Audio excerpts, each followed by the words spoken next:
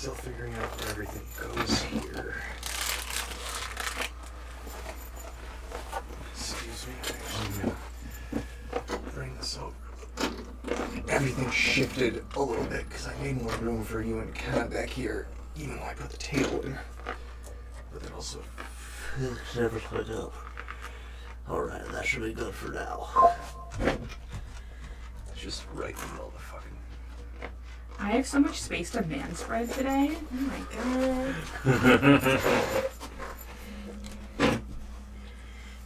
And by man spread, I mean elevate my leg. That's so funny. Sorry, I don't even have the seat over here. Oh, that's much less intrusive at every level. Okay. John, I have Sour Patch Kids. I've got well too. Nice. And Oh, goodness. Which one is that? I did not like that.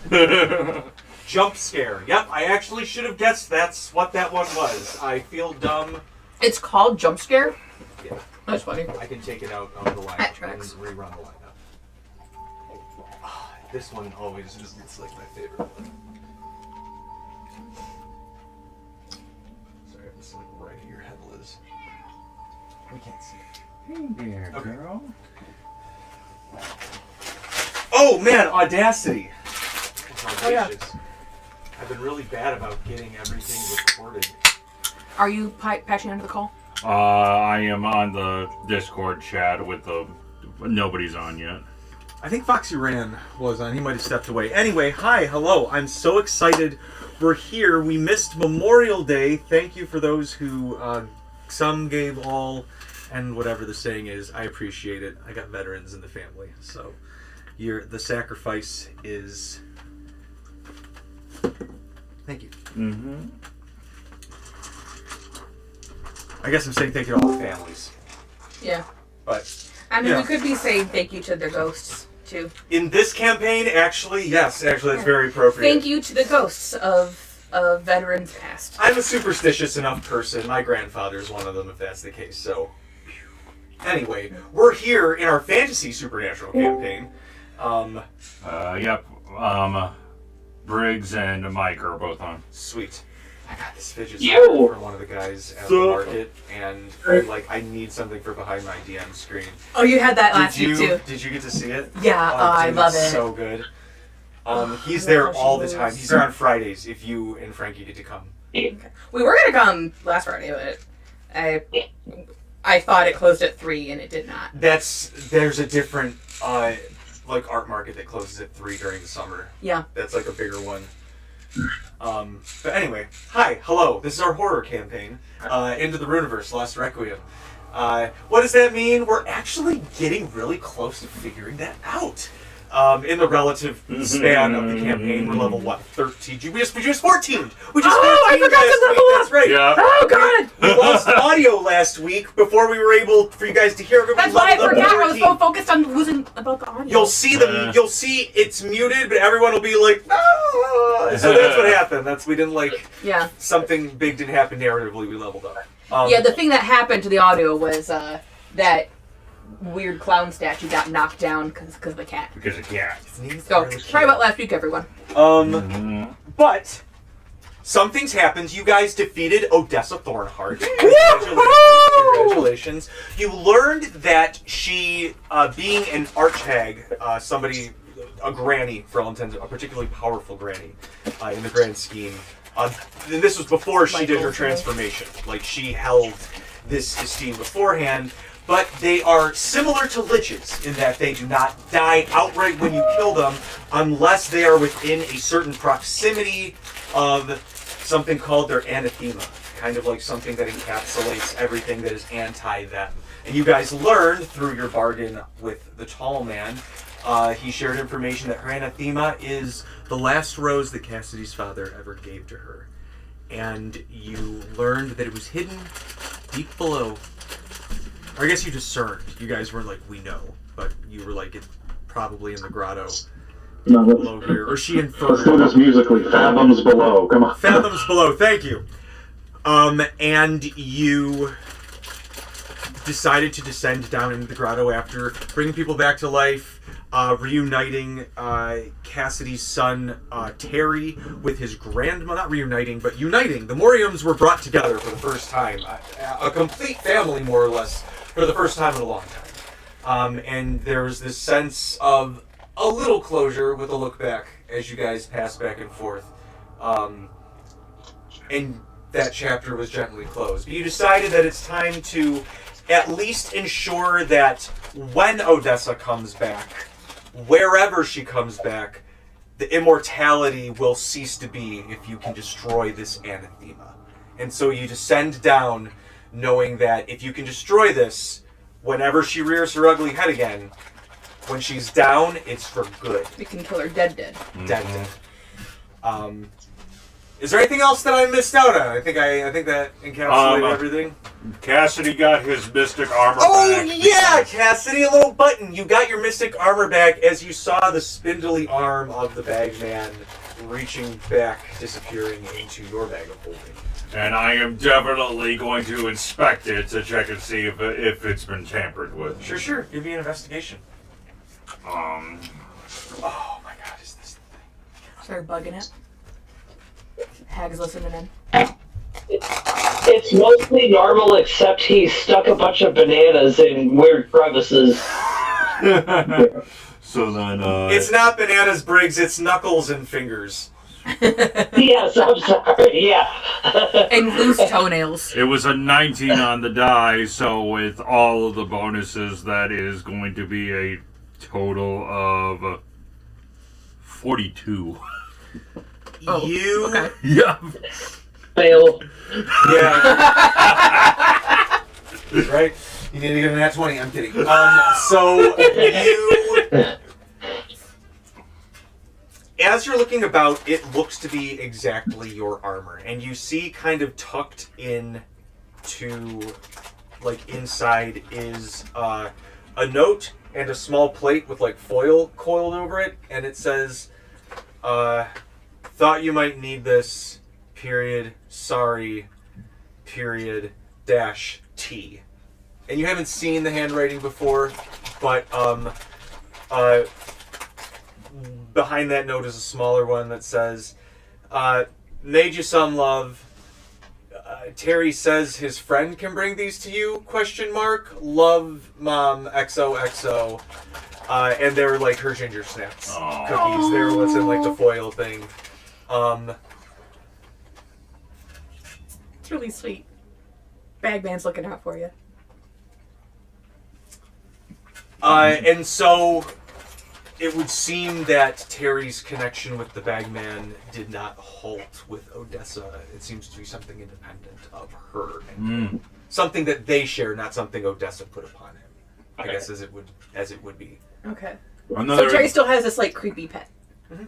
All right. You call it Arcana or a history? I'll do it. I don't care. Or a I'm not scared. religion to figure out anything about the bagman? I I mean, it's all. No, I got a 2 on the die, so no. Okay. And I have 1s for all of those. 38 for Arcana. So, the bagman, whether it is a singular or just categorization of spirit, errs on the kind of creepy side of things, but is used as like the story, the children's tales of the bagman. Say it's used to keep kids behaving and to not go messing around with mom and dad's stuff or like items that they might see in adventurers. They say the bagman will come out and take you and steal you into the bag at night.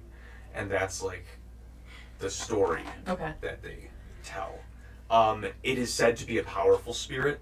Not necessarily in terms of damage output. Like it can't eviscerate things like many people in your group, but it can literally use bags of holding as doorways into either its own dimension or just between other bags of holding. It seems to have a spider web connection to all bags of holding, whether it is one or many of these creatures. So it's kind of like the villain in Into the Spider-Verse. Like... Oh yeah, kinda. Yeah. Kinda. He has access to, I mean, multiple realities for him, but like multiple dimension doors. Yeah. That's the It is sequel. kind of like the little across in the its own little Spider-Verse, pocket. Okay. yeah. Eternally in the mom's basement of the multiverse, but has access to like every upstairs ever. Oh, I want to meet him. Talani's terrified. I'm curious. Another thing to add to the long list of things that Cassidy's gonna have to talk to his son about. It seems like the Bagman has been there for him when Cassidy hasn't. That is true. Who's to say? You're that's Cassidy's fault. Cassidy didn't know he existed. But this is definitely the conversations I feel you guys are having. Like, hey, wait a minute, what about that creepy fucking bag thing, dude? So what armor are you wearing right now? Oh, that is okay. That is a good question because obviously the Grave Lord armor is obviously going to be very helpful against Odessa. Super helpful. But at the same time, it's already been established that I cannot make that into my mystic armor because it's already magical. The mystic armor specifically says that it completely covers me from like It's like Iron Man from head to toe. So it's like I guess it's like full plate armor. Like kind of like skin tight, so it's not like big and bulky. That's what I got from the description of the mystic So armor. you've been walking around like Green Man this entire time in all of the adventures? Like what? Like Green Man from It's Always Sunny in Philadelphia, just one of those like spandex bodysuits. Like, hold on, guys, I can do this. Oh God, that's no so aesthetic worse. whatsoever, man. So Power Rangers, at least. Yeah, Power Rangers. Okay. Yeah. So I'm wondering if it would be possible for me to wear the Grave Lord armor over the Mystic armor, considering that it's basically skin tight armor. I think it I would still use the counts as word armor. close fitting. Please say close fitting. Close fitting. Close fitting. Close fitting. Okay. Or Power Rangers. Skin tight is like we're talking, leotard man. Okay. Bodysuit. We can see outlines of things we didn't ask to see. Thank you. Please wear a jock strap. Could you position your bag of holding like... yes, perfect. So close fitting. So close fitting. I would say no specifically because it still specifies it's a full suit of armor that it's kind of like built upon, and I think that's the game mechanics way of being like... That was me. Oh, I was like, ooh, that's a new sound. That's the game's way of not making sure you can't stack it. Okay. You can get cool other armor, or you can get your armor that does cool shit. Okay, yeah, so, Pray you can't wear both. I can't wear both, but, so I'm going to choose to wear the Grave Lord armor, because that definitely, at least, I lasted much longer than I normally would have. 100%. Again, because of the Grave Lord armor. But because of that, knowing that I can't use the gauntlets, then I am going to, then Cassidy would with the time that he can, well, depending on how much time in between when they're getting prepped and when they actually go into the grotto, he is going to,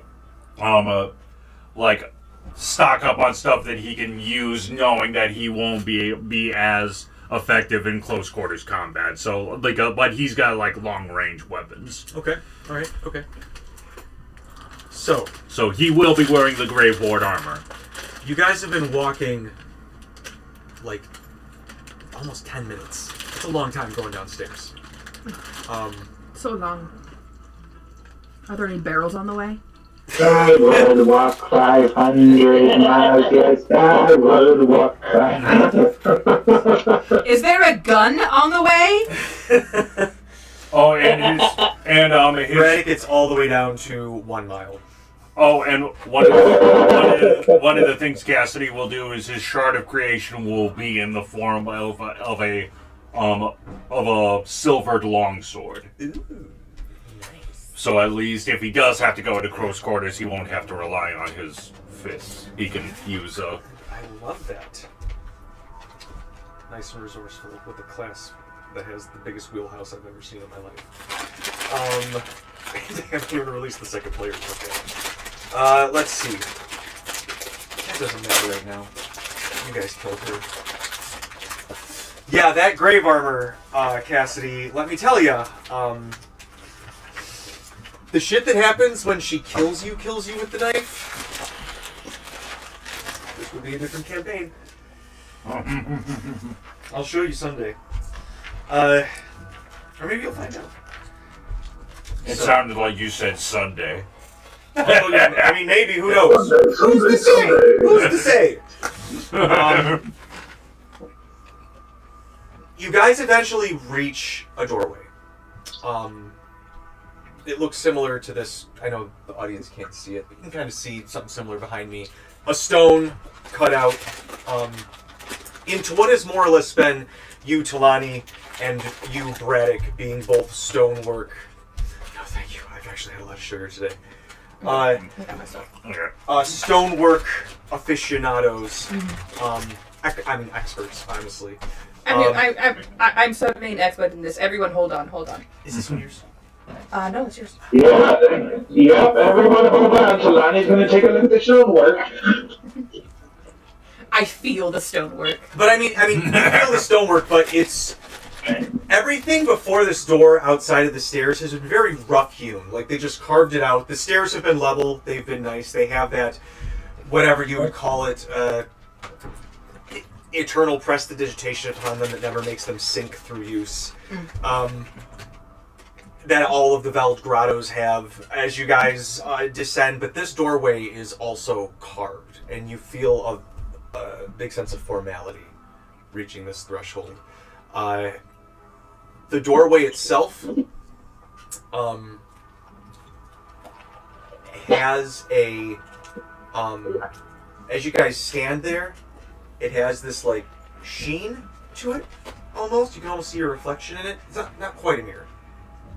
The stone itself, or in the middle? In the middle, like the door. Oh. You can see there. It almost looks like the handles are hanging in nothing. I smell it. I lean in real close and I give it. As you get close, it's the clearest, most polished glass you've ever seen. And all you can see is what looks like a very plain stone hallway that descends very quickly into like a void. Maybe like 20 feet out. It just sort of like goes dark. With my magic vision, like is it like I'm blinding like so much? Yeah, like right at the door. You're like, oh Jesus Christ! So much. You have to like take the helmet off for a second. You're like, oh yeah, oh god. Yeah. It's and as you like kind of like adjust, it's like walking outside in the middle of July after being like downstairs in the darkness forever. And you can kind of focus. You can see the door. They seem to be a connected enchantment, but the door has sort of like some sort of trigger, like whatever you walk through, that sort of starts whatever the hallway awaits. Well, so everyone, I don't know how much you know about stonework and stone crafting, but it appears that so the door is enchanted, or at least it's it's a trigger for all the stuff that's in the hallway. So gear up, boot up, be super ready for this. It's going to be some bullshit. Cassidy, I would hate for you to die again. It's getting pretty annoying. So maybe stay in the back? That was Kalani, not Liz. I think it's really funny. You're not wrong.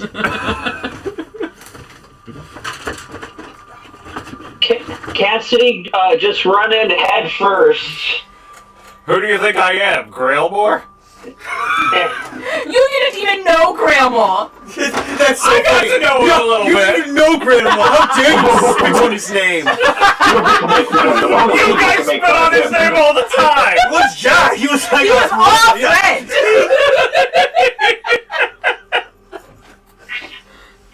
So you guys know talk shit about that phrase, or that like motivational phrase, clear eyes, full hearts, can't lose.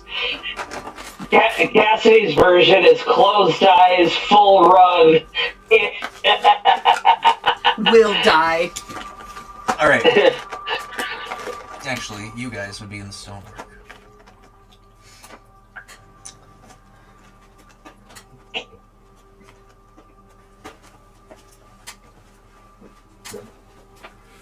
Where are the rest of the figurines? I don't think we're gonna have that go back. This is. I don't know why I talk like fucking that.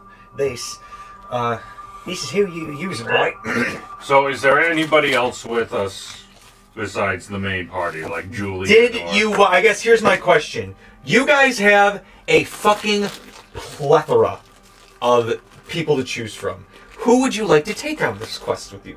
Mono. Kidding. I don't think he's on He's this not boat. Yeah, He's on the boat. he's always at the top of your list, and you It's- look around. He's like, damn it, Damn it. One day. One day he will be with this group.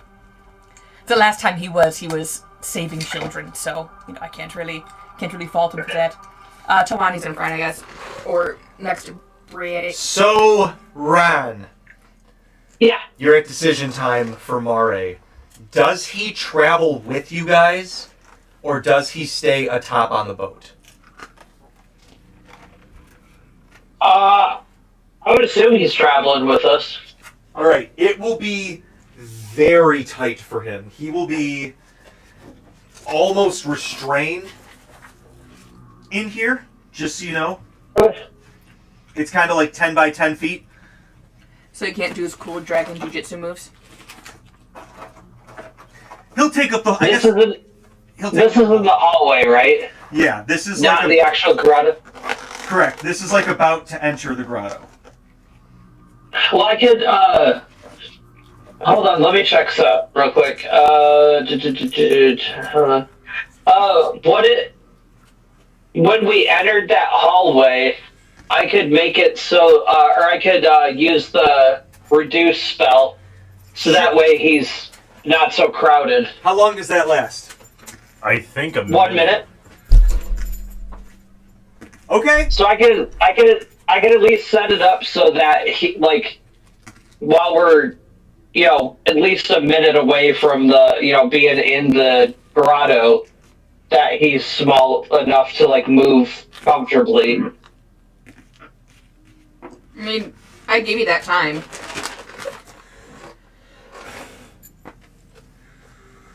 Before I touch this door. Right now, Tawani's just like smelling it. I think that Listening to it. Just sniffing a door. Yeah. and all the part of the tree process. dust is getting stuck on my fingers. Doy TJ. All right. So here are the people that you guys have to choose from if you should choose any of them. You have Julian. You also have Chrysotha. You have... Where is It he? makes sense to bring Julian, right? You have Triple G. I think. I was gonna say Julian. Yeah. I want to leave Chrysotha. We need one powerful, responsible adult on the ship. I think Krista likes being on the boat too. Yeah. And, Bullshit. Julian is a direct descendant, of Aaron Veld. He has all of his nonsense going on with Aaron Veld, so... He's got a lot of He wants to be a part of it. Okay, so I would argue that Sirmia would want to be in the front as well, Sure, yeah. since she's a heavy hitter. So we got Talani, Sirmia, and Braddock up in front. Myself and Mort in the middle, and then Ron, Mare, and Julian in back. So is it Do we just want GGG? That's up to you guys. I'm not... Listen. How about those teenagers? why Let's not. would we? No. Let's not, and not bring up the fact that we thought about it. I'm with Talani here. We're not. I'm sorry, guys. I just can't support killing the children yet. Nobody's Yet? killing children. They're just cannon fodder. Whoa, They whoa, take whoa, bullets whoa. for us. Braddock, no one said anything about killing children. Do you want to kill these children? That's Triple G. If you guys want to bring Triple G. They showed up wearing red shirts. Look at them. They have nothing but red shirts all over. It's all they can You don't afford. even have a They're name poor tag. You have children. no chance. Let's bring GGG. I'm sure he wants to stretch his legs. We haven't seen him for a while. Who? GGG. GGG. Triple G. Triple G. I have not looked at the Rat Ogre in a minute. What's the... It's George Jorge Georg. Yep. Even though Jorge's a J. That's fine. I won't say anything. Alright. Oh, wow. Okay. So, do you open the door? I open the door. Okay, everyone. Bird up. Whoop, I open the door. Alright. Or at least attempt to. No. As you touch it, it feels warm. Not like hot, like home. Oh, okay. Do I see any magic focusing on where she's touching the door? You all see as soon as she grabs it, you all feel this wave kind of out beyond you and back in. As Talon, you feel the door a little bit from the pull back in as spreading out, forming in front of you seems to be like a stained glass collection of all of your adventures together. And you see it begin to extend from the most recent where your hands touch, and it starts to go farther and farther back into your history, in your sight, into the hallway. Oh my god. Samuel, look. Oh, it's all of our adventures as friends. Oh shit, Braddock! Don't look at some of those on the wall. Braddock, there's at least. Okay, hey, look, there's a. Oh my god. Braddock just takes out his little notebook and starts jotting down more items. Well, I know you like paperwork, so I was just thinking of you, pal. Oh, Wow, this is going to take so much to get excused. So this is definitely a trap somehow. Uh-huh. But right now it's just kind of sweet. I suppose maybe it wants us to get, like, sucked in. It's probably one of those things where we'll get trapped in our memories, or something. Yeah. Like one of those paintings. Yeah. Mm-hmm. Hey guys, look over here. There's a whole wall dedicated to all the times that Grailmore died. That does. Oh, remember the fish people one? Oh, that was funny. Well, that was when the cheese rolling was happening. So do you guys continue on into the hallway? Uh-huh. All right. Yep. Okay. So We all take touristy photos in front of our stained glass window. yeah, but like no one like look too closely or get like too absorbed because this is definitely a trap.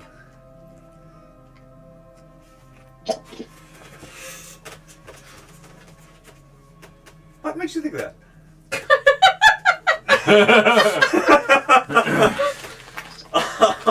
Well, there's a sign on the wall that says this is definitely not a trap. That kind of gave it away. But there's a sign on this hallway that says this is definitely a trap. Oh god! It says this is definitely in parentheses not a trap. Well, now I'm confused. All right. So. Unless that sign is made out of stone, I don't know how to help you guys here.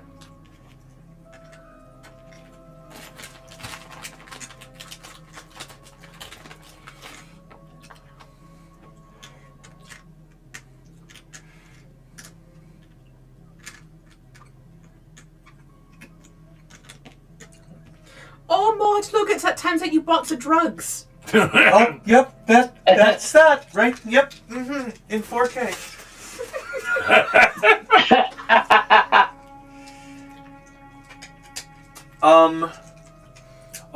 Does And there's the time you and Jenny went, wick dipping. You keep saying that like it's supposed to mean something. Nick dipping. Is that like what is it, splashing or what's That's so funny. soaking? That's good, yeah. Well, now it is, I guess. Yep. All right.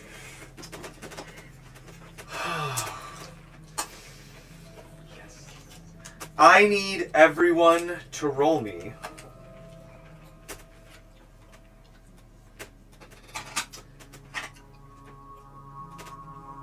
Oh, what was it?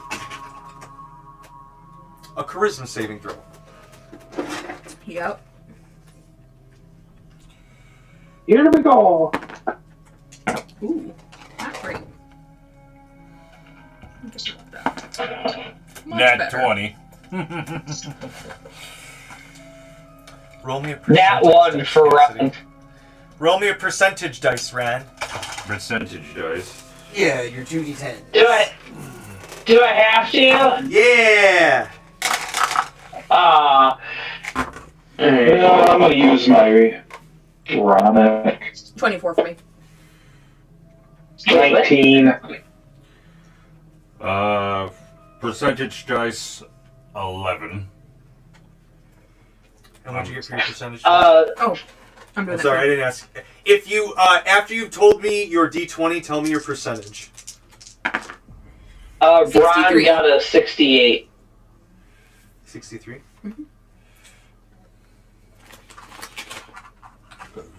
Oh, is everyone rolling a percentage? Yes, please. Oh, okay. One moment.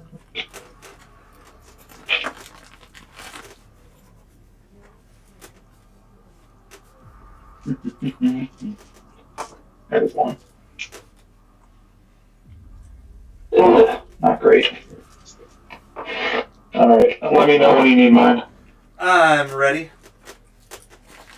15, I'm sorry, 19 for the charisma and 15 for the percentage. Okay. That's so funny that worked out that way.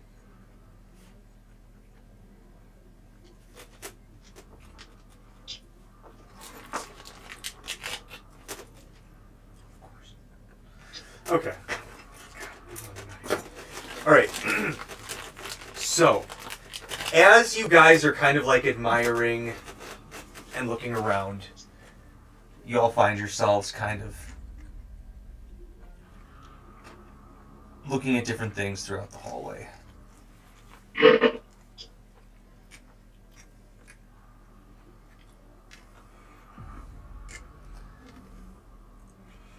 And we've got the ogre guy with us too. Triple G. You have him. What is his visions? What is his stained glass windows? Yeah, what's Julian's and Triple G's? I thought I saw you put I it mean, I understand Julian's kind of being with us. area. He's been with us for a while, but Triple G has been like... He's had an interesting life, and then, like, he's been on the boat. I'm very just like, was it eating fried chicken in the basement? One of it, like, in the bowels of the ship? Like, is that a pain on the window? Or is it, like, slaughtering a village somewhere? Like, what are we looking at? Okay. It's a lot of him passing out Union literature. He is committed to the cause. Yeah. So,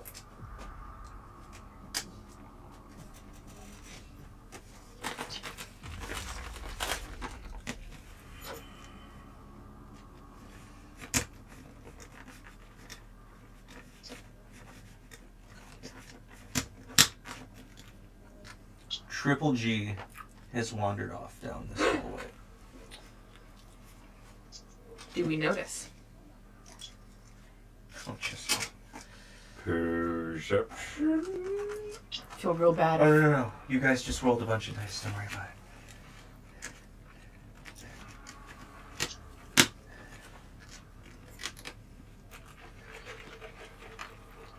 Sirmia disappears down this hallway. Called it.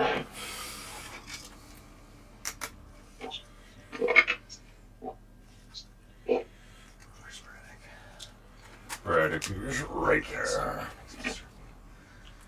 Yeah, what was your perception, Cassidy? Oh, I am rolling for perception? Yeah. Okay. Yeah. Perfectly narrative.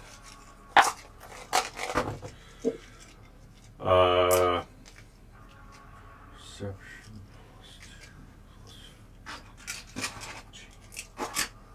plus 32 on the perception. You see Sirmia and you follow her. And then right as you're about to stop her from going through the open door, you...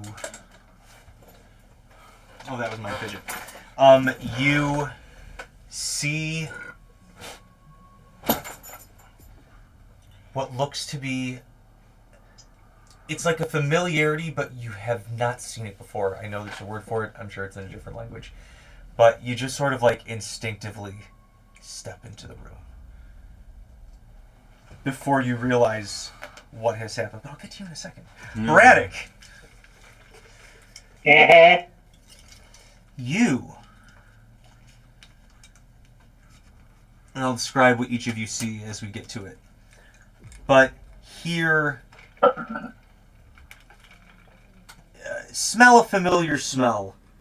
Like home. And you just sort of like turn and disappear. Rice and melted cheese.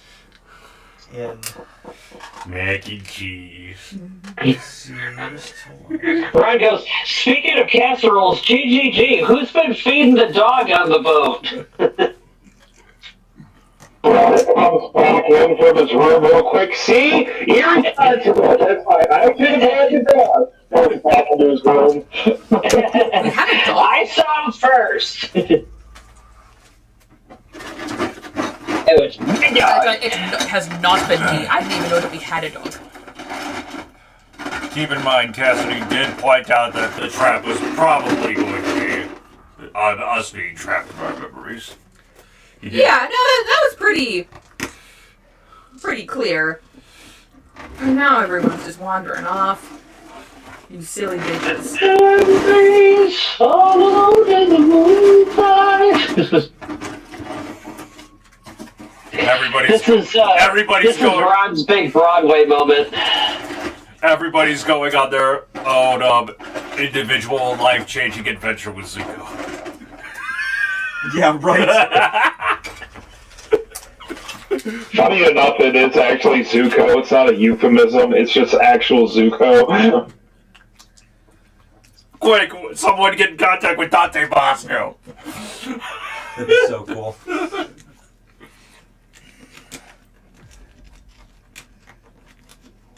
Oh yeah, is Mari with you, Ron? Yes, he is. Yep. Could he roll me a charisma save and a percentage, please? Oh, he's got so much charisma as a dragon. Actually, he should have.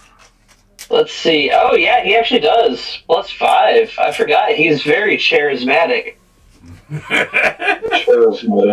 Charismatic. That's going to be a 23 for the D20. And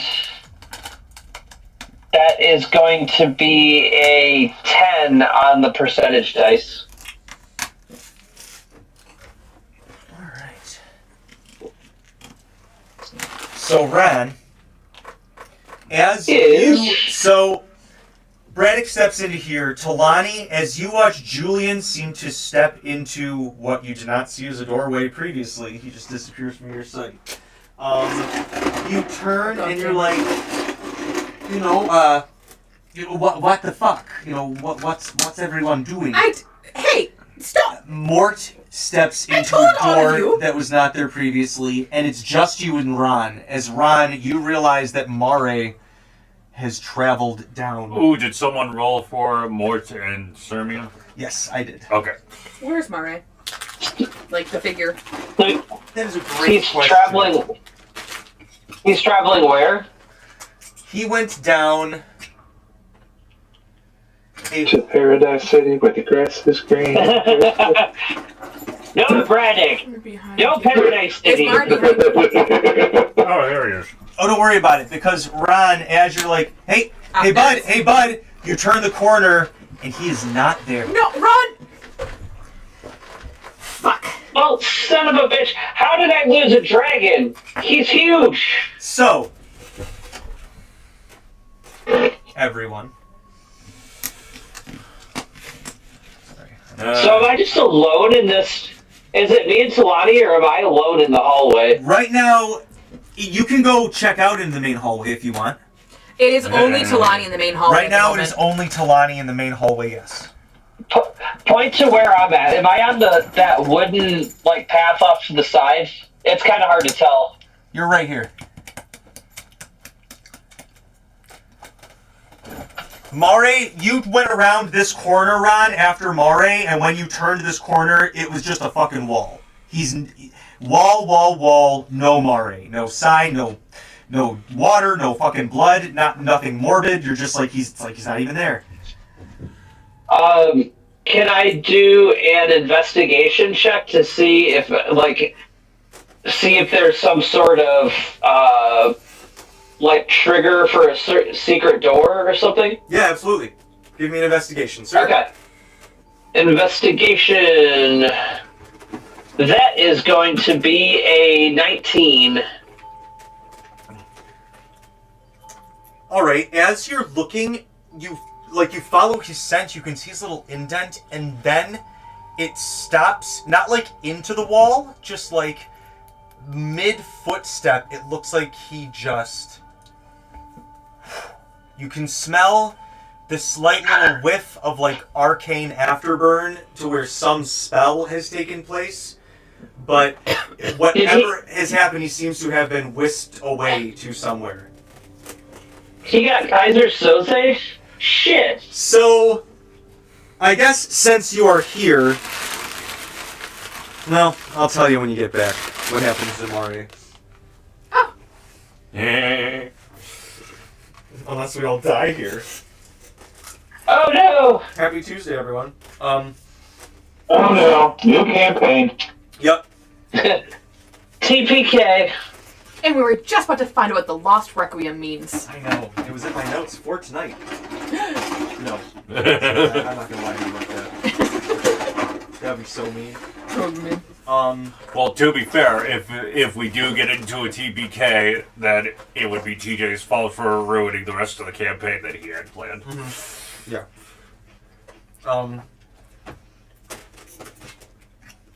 Braddock.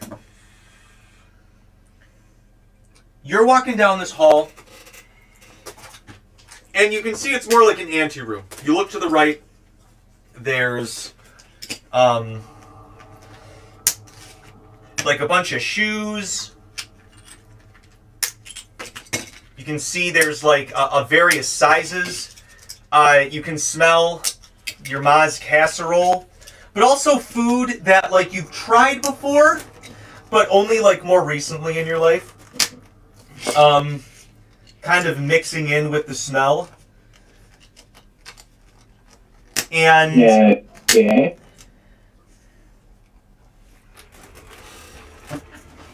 as you're about to poke your head in, you hear a rush of pitter patter, pitter patter, pitter patter, and laughter and swirling and just this whirlwind of kids. Some look like Ricky, if Ricky had kids. Some, you see some red-headed kids. You see some kids with reddish hair and a darker complexion, just like running around. And they kind of swirl around you, and one of them's like, "Oh, you're back, you're back!" And they're like, "Come on, come on!" And he's like, "I'll see you later, I'll see you later!" And they like run out the door, and you're alone again. And Okay. you hear a familiar voice. You hear your mom talking, laughing to another woman, and then they go, "Oh, Braddock, is that you?" And right as they're coming, their silhouette into focus, you blink, and the entire house is empty. Decrepit, broken down, cobwebs everywhere, pictures hanging on the wall. Give me an investigation.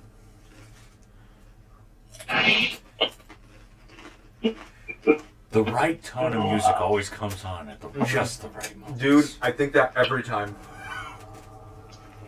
Not great. A 10.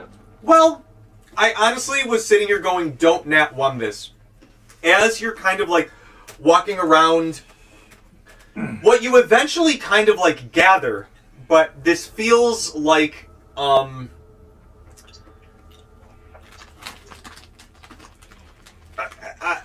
a home that you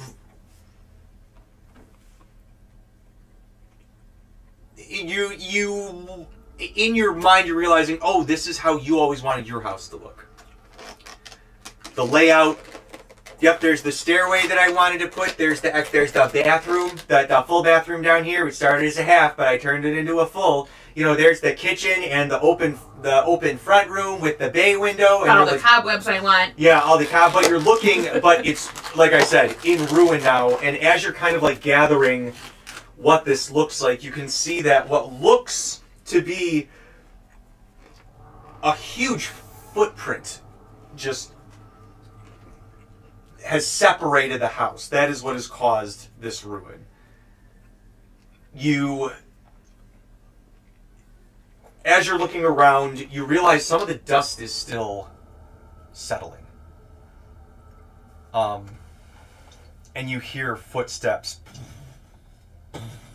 rumbling off in the distance. And you hear a little cough in the corner.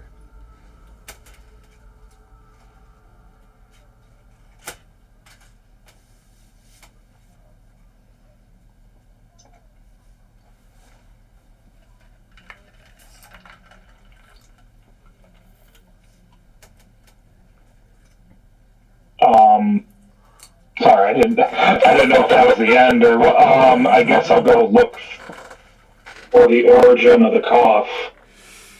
There seems to be a bit of rubble. And then you see a tiny hand kind of reaching out from a hole in the rubble, like, "Hey, help! Help! Is there somebody there? Help!"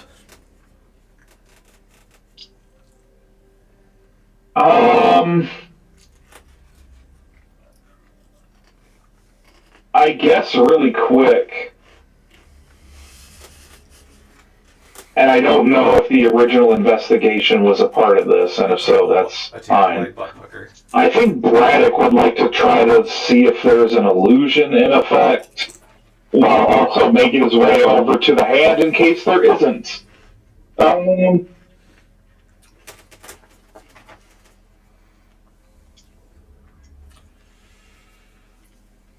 Roll me another insight. Roll me an insight. Okay.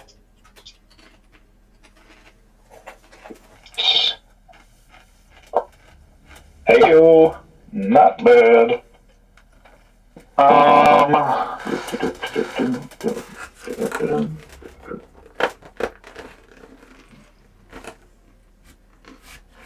That will be a bastard 20. All right. You've dealt with some weird shit in this grotto adventure. Like, since you started, this feels like while an illusion, it feels like you are in some sort of illusion. You're like, okay, something's going on here. You don't know to what extent, like, the space that you're actually in is. You're not even sure if you're out of the hallway. But you can sense that you're in it. It's like you've caught yourself in a trip, and you're like, okay, I am not on a boat across a sea of slugs, but I'm really positive that I'm on a boat on a sea of slugs. and you're like talking yourself down from the illusion, but it's caught you in a grip to where you're not sure if this is like, what if, but more like teasing at a true potential future. Okay.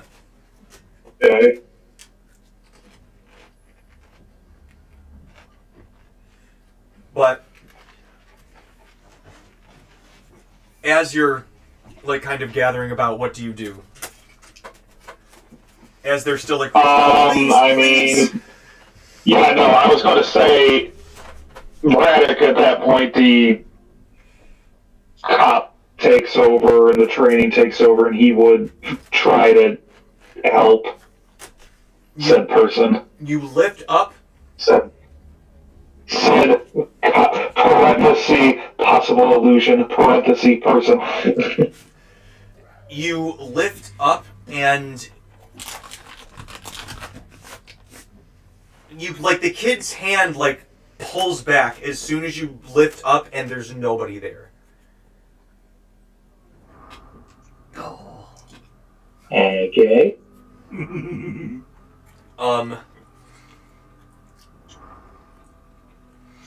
And you hear behind you, honey, is that you?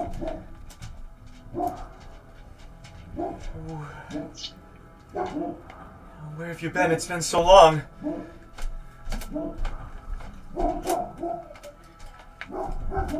He turns around and turn it's the around, missing yes. Annabelle doll. Yeah.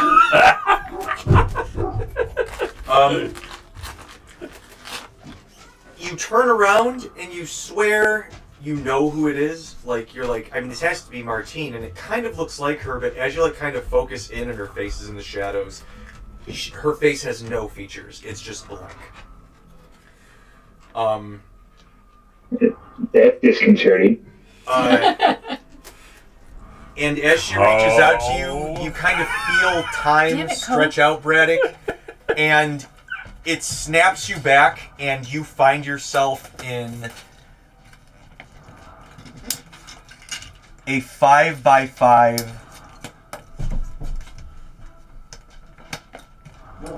stonework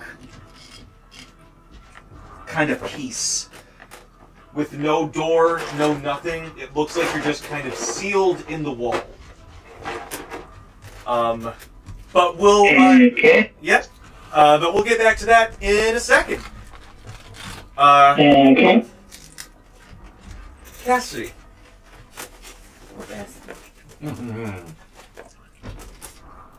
You walk in. This feels very much like your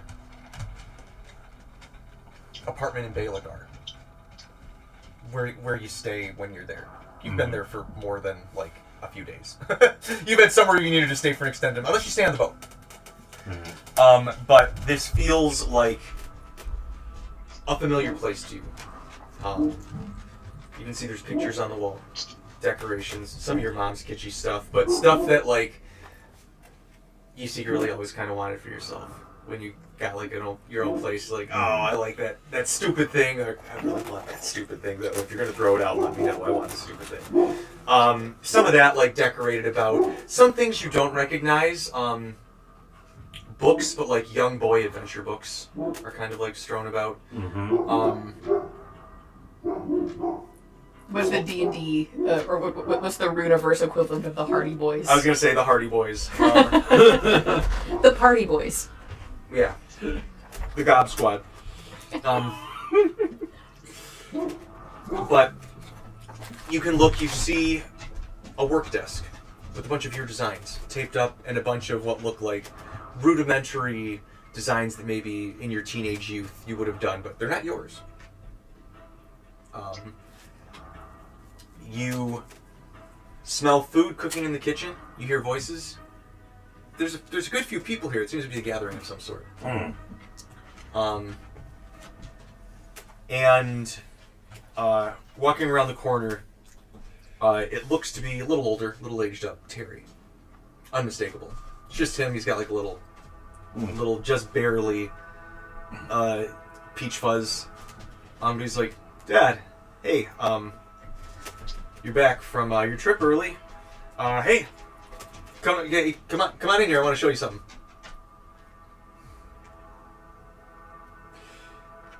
I'm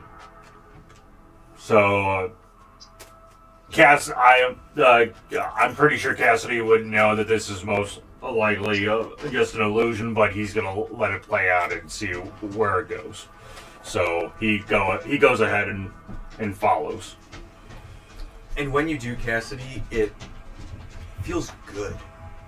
Like when you indulge in the, like, yeah, you're like, yeah, sure. It feels like it's him, like you can touch him. Like, and he like gives you a hug, and like he smells like Terry. Like, it smells like Terry in your house. Like, it smells like what you would imagine that looks like. And you look around, and this is your house. You can see your armor hung up on the wall. There's a bunch of pictures and medals on it. You look in the mirror, you've got some gray on the sides. I love that so far. It's just all like family and domestic bliss. I can't wait for Serbia's where it's just slaughter and... What? He's just serving them on a throat. And as you walk around the corner, Cassidy, you see all of your friends. The SS whatchamacallits, people from Amberwood, even Delacroix, who has become, he's very, like, just like an old, just like shriveled up squash, but everybody's like, surprise! As a big, like, birthday party banner, like, drops, balloons everywhere. Braddock is handing out casseroles. You have a fun night at the party. You go along with it. You kind of lose yourself in it for a moment, and then you kind of blink, and you're sitting on the couch next to Terry. You can hear people cleaning dishes over there. The party's pretty much dispersed.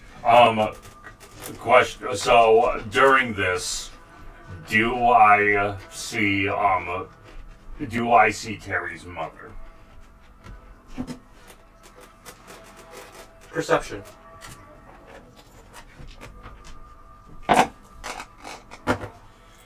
Do you know who Terry's mother is? Yeah, that's also a good question. That is going to be a plus, 18. So as you're looking around, you're like, no, I know them, or that's mom's old friend. And you think you see somebody, like, talking to someone over, like, putting stuff away. And as you start to focus, you feel a... And you look, and Terry looks at you, he's like, Dad? Yeah, just like that. And then you feel the house rumble, like, more violently. And you look, and the people in the kitchen look to you as just something enormous and scaly smashes down, and you get thrown, like, way out of the way. You look up from the dust, you see some of your friends, Talani being dusted off. You see Braddock, like, kind of dust himself off, look around for somebody, and then, like, run off in the direction of somewhere that he seems to know where he's going. As you look, you see a big figure going off into the dust. As you see, turn around, and an enormous gate, much larger than the ones you saw in Osnabrück, open behind you as the most wretched, infernal nightmares you can imagine march before you, picking people up, dropping them, spearing them. Terry's going, come on, we gotta go, let's run, we gotta find Grandma.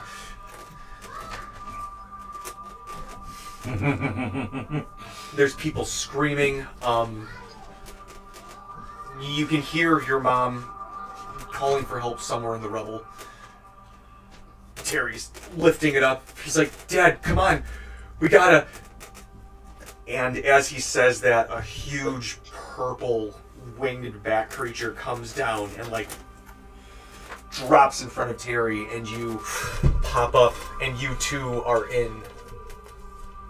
You're in a box of your own. The same bat that picked up Grailmore and tossed him with a meat grinder. Yep.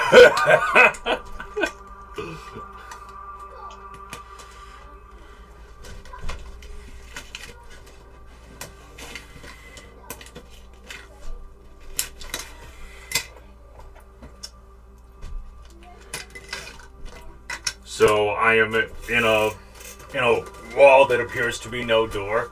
Correct. You are just in like a 10 by 10 coffin. You're in a 10 by 10 empty cube of stone with no air pockets. But I still got like my armor and my shard of creation, everything on me. Correct. Okay. I don't know if these would. What are those things called that where it's like one of those drills that they like use to dig into concrete? What are those? Jackhammer. Jackhammer? Yeah, I'm gonna. So since my shard of creation can transform into any object that's large or smaller, I'm gonna have it transform into a jackhammer and try to. All right. Pierce the wall. I was gonna say, I wasn't gonna let some magic bullshit work, but that's fucking hilarious. That's flamio, good sir. Specifically because it's a magical object. Ren, you and Talani are like, where the fuck did that? You guys are like 5 feet apart from each other when you hear like a. And like right between you guys, Cassidy just like erupts from the wall. Oh, Cassidy, there you are! Wow. Wunderbar, where were you? Well, I hope somebody picks up that sending stone, because I fucking called it. Something tried to trap us in our memories, or like some sort of realistic future that we would find appealing. Sorry, was it a memory, or was it like a future? A possible future, like Roll an insight. A possible future based on your memories? the insight. That's going to be devious. 16. It felt almost like a weird promise. I see. It felt like a weird promise. That is devious. I know. Oh, I wonder what mine would be. Okay, anyway, let's try to find. Okay, so we are missing Sonia, we are missing Bratic, we are missing Mort. Where's Mare? Ron, do you know where Damn it! How And do we lose a whole dragon? Mare went down some hallway thing and just kind of disappeared. Okay. He got Kaiser Sosage. Okay. All right. Well, they're probably going to, if they're anything like what I went through, they're probably going to be like in some pleasable future, and then they're going to be trapped in some sort of 5 by 5 foot cube like I was. So stand back. I'm going to start drilling. Oh, just feeling. Okay. Did you just start drilling? Or do you like look for places to drill? Or you just like willy-nilly like... First I'm gonna can I roll an investigation to try and see if I can determine if any portion of the walls look or feel different than the rest of the walls to try and determine. And while he does that, I want to look at the wall that he burst out of. Oh no, I'll just switch over to my X-ray vision and try to see if I can see through the wall. Sorry, these chips are too good. The tangy ketchup chips are too good? Okay, alright, fine. I'll try it. Fine, TJ.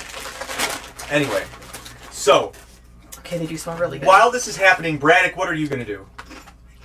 What are you doing? Are you just investigating your cube? Yeah. I'm going to conjure my orb. But I like taking one of each and having it in another. I think what Greg will do is take out some stoneworking tools, and then what he's going to start doing is like tapping the wall, kind of like you would do to like find the stone in the wall. But at this point, I'm trying to find a weak point in the stone. What is all that static? All right. I don't know. Give me an investigation, Braddock.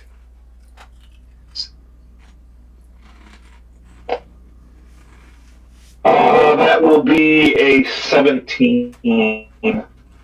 As you are, like, tinkering about, you do find what seems to be sort of like a center point that may not necessarily break a hole in it per se, unless you could try. You can almost certainly try. But you feel there's like a resonance. Like as you hit, it echoes more than other parts in the stone. Oh, never mind. I already said I wanted to do it. I'll listen later.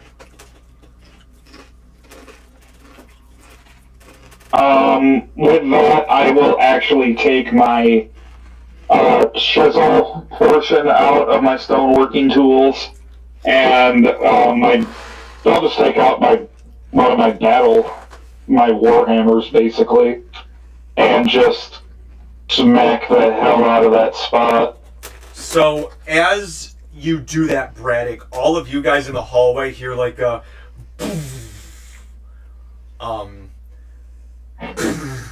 So is that either Mare or Sirmia? That's not Mare's smashing sound. What does Mare's smashing sound like? You know it if you hear it. It's a very distinctive smashing sound. Okay. Sounds like there are claws involved. Braddock, give me an attack roll. Yes. Okay. Yeah, fair enough.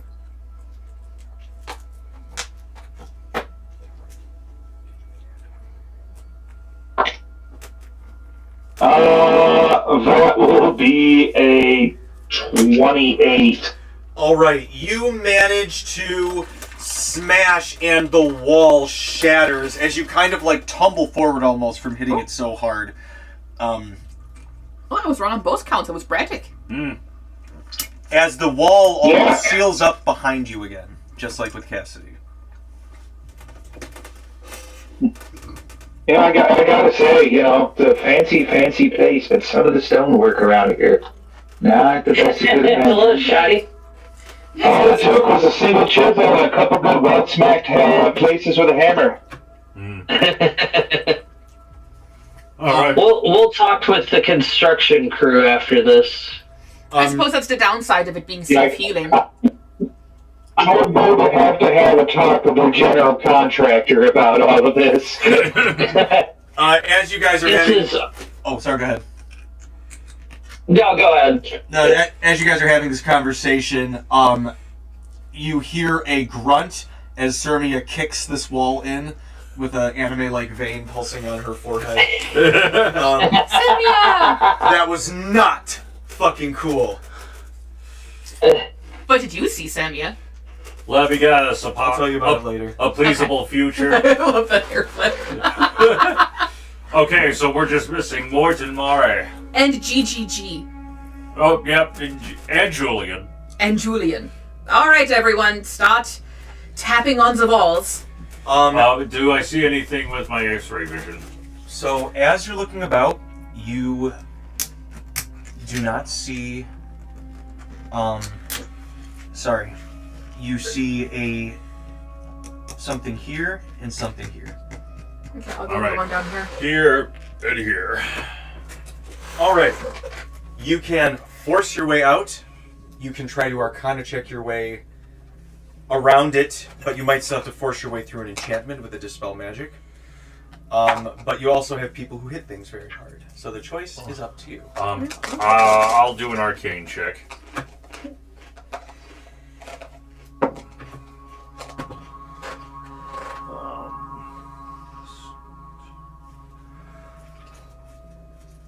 Uh, 38. So this is a high level sort of transmutation that just melts the stone in. It's like an upcast mold stone. It would be like a 6th level dispel magic. All right. Does anybody have dispel magic? Yeah, right here. And I whip out my axe of the ancients and start smashing at the stone. Roll me an attack roll. I'll just go ahead and start using the jackhammer again. Ooh, very good. 17 on the Yep, die. seen that coming. Yeah, 31. All right, between the two of you, Some you things magic can't solve. manage to bust both Julian and Mort out. Mort has this kind of like quiet, bug-eyed look on his face. I guess that kind of looks like Mort anyway. But you know, He looks exactly the same. he looks exactly the same. Julian pops out and he goes, I can't tell if you're haunted or not, Mort. Because Oh, you kind I of mean, you well, look like I've seen worse. Yeah. I've seen worse. I've seen worse, I've seen better. It was a bit of a wash, but I'll tell you later. But We have so much to talk about with so many people. I know. Julian looks to all of you,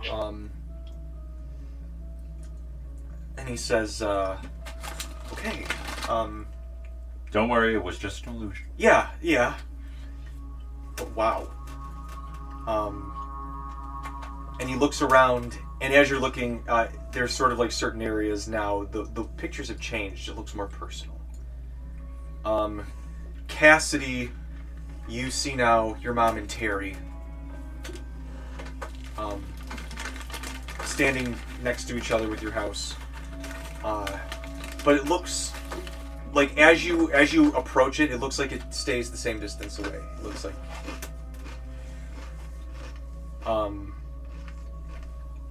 Sirmia, where she is.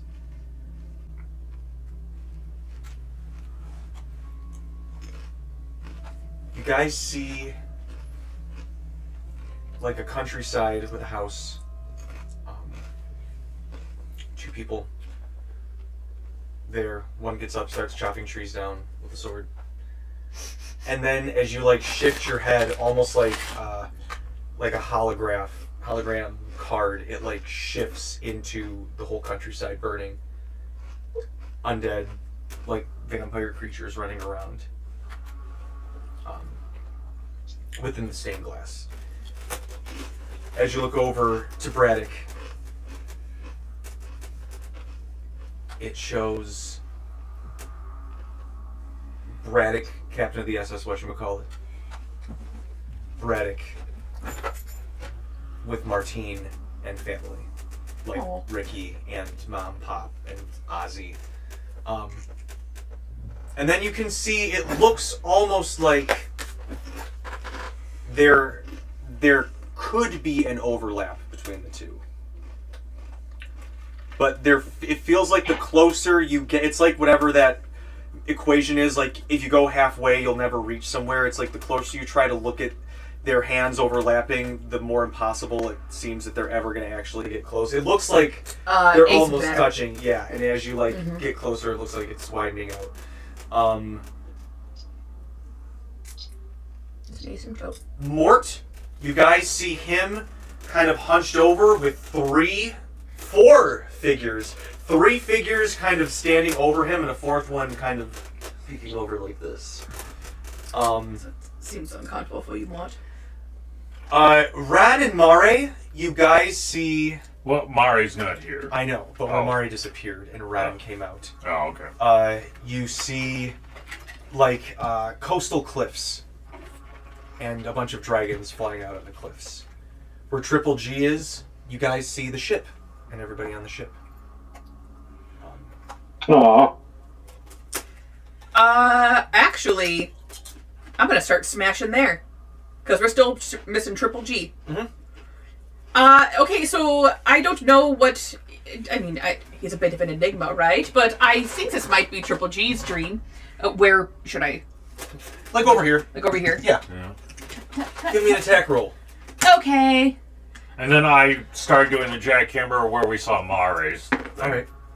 Alright. 26. All right, the two of you manage to bust it up, and Triple G is kind of like hunched in the corner, like Hey, kind buddy. of cradled. He like Yeah. the first day you guys ever met, he like lashes out at you and like stops right before he like smashes the wall above you and like kind of cradles in. Hey, listen, bud. I'm real. Roll me persuasion. No problem. This guy was hopped up on Fade for months as an So experiment. long. Dirty 20. I mean, if it makes you feel any better, Lordio, like the anarchist of anarchists, has had to devote his life to helping the government as makeup for his discretions. How much? Dirty 20. Ooh.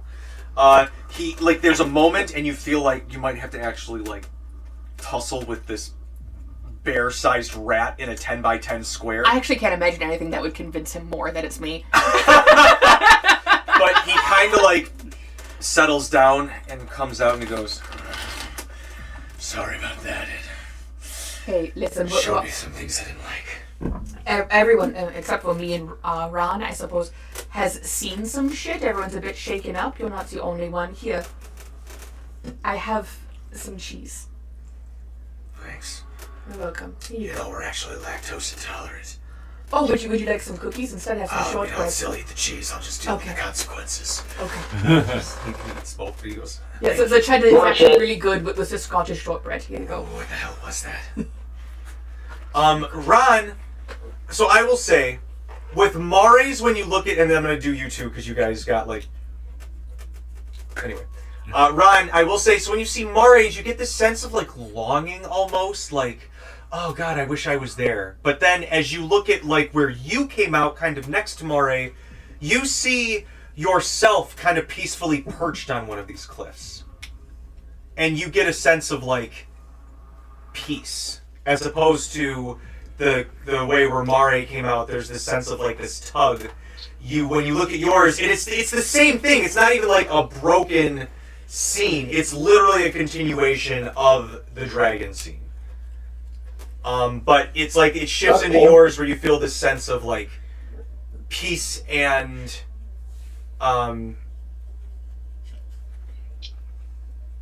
it's okay.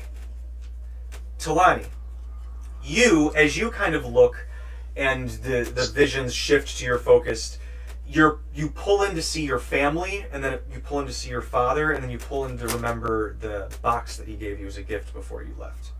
Ooh. And then you see it on like your bedside table. You know, things have been fucking busy. You've been dealing with a hag for a while, but it kind of pulls back and you feel this sense of like, Actually opens that box. something is calling to you. Something from the Iron Hearts is calling to you. And then all of you at once kind of feel this like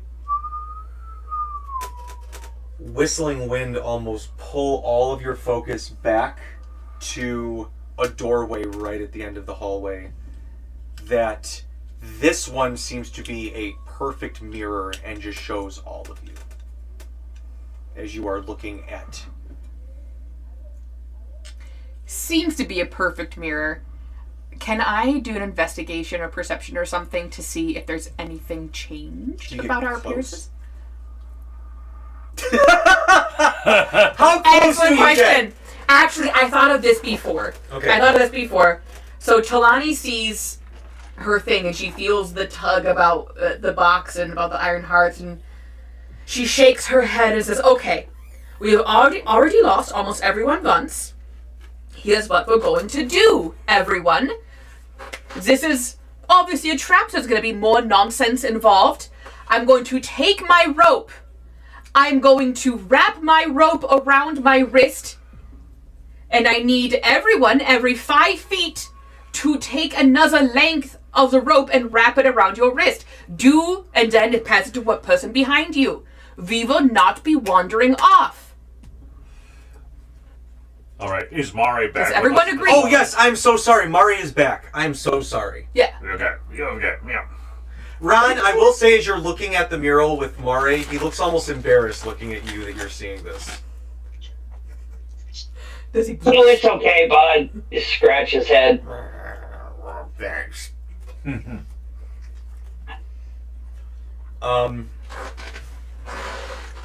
gonna I'm gonna move back down the hallway and just start giving people. I'm gonna start passing back lengths of rope. Brad, roll me a persuasion there. Okay, 2 seconds. Sure. Probably want to be in the back with Mare. You said perception? Persuasion.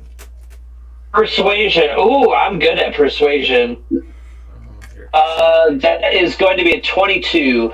As you say that, you feel Mare kind of like curl up around you, and you actively see the stained glass adjust to have Mare curled up with you on the cliff watching the scene. Cool. I like that. Alright, so you approach the mirror, or the mirror door. Yep. As you do, all of your reflections are the same, and then as you like get there, it's almost like your eyes are blacked out. And then as you all approach it's like the opposite of like a polished bronze. It's like the closer you get, the less visible your reflection is, to where by the time you approach it, it just looks like a plain brass door. Okay, so I think there are nightmares on the other end of this one, guys. I think this one's going to be mean. Mm-hmm. Okay? Now, I don't need to know the details of what everyone saw, but I can tell it rattled you a bit. I think this is going to be verse. Hold on to the rope! What is buddy system in German? Buddy Systema. It's fucking hilarious. Alright, we're going to take a quick bio break, and then we'll be right back to whatever the next horrors are in this. Oh, thank you, Alice Celeste. I'm just going to keep the creepy music.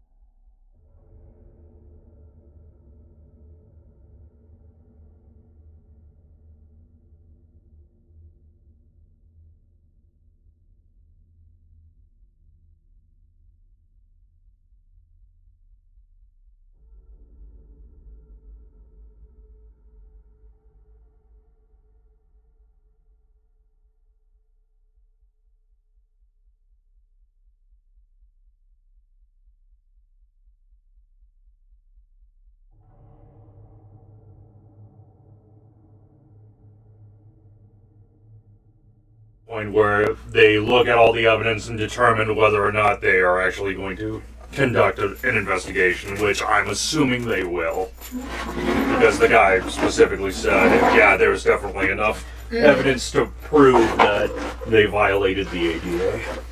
Yeah, I mean, this seems, from everything he said, it seems like a slam dunk case.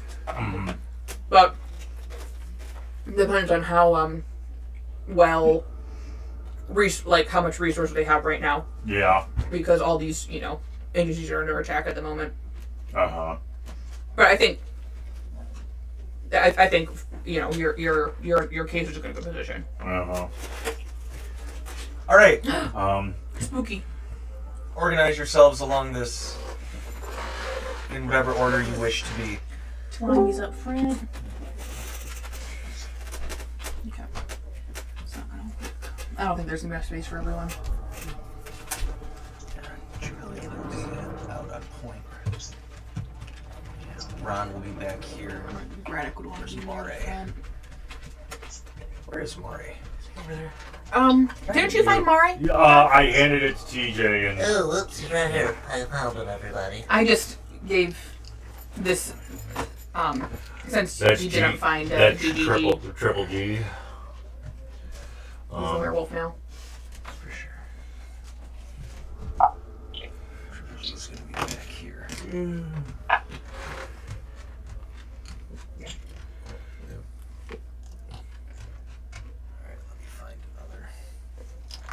It's okay.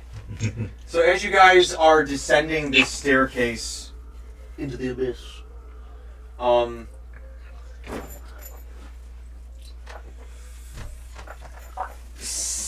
Here we go.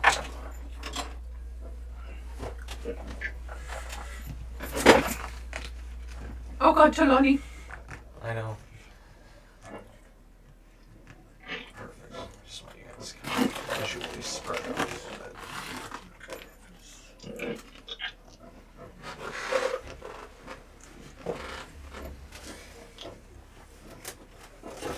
The darkness seems to swallow you. You hear echoes of kids laughing. Over here. Over there. And then, as you're hearing them laugh, you hear someone, like, right here.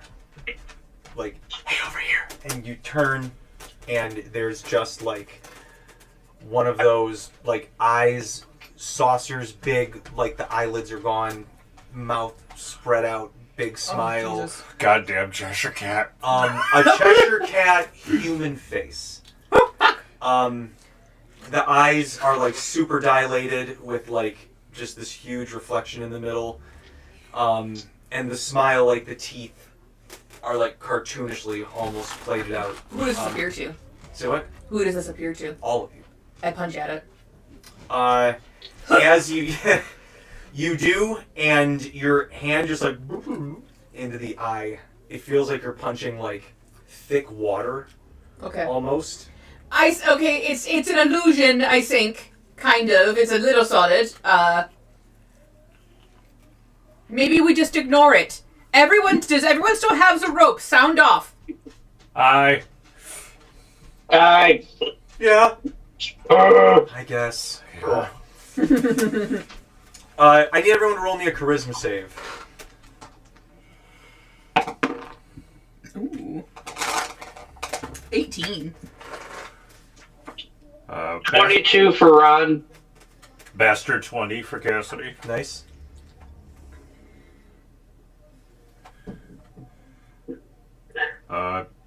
Mike, you're muted.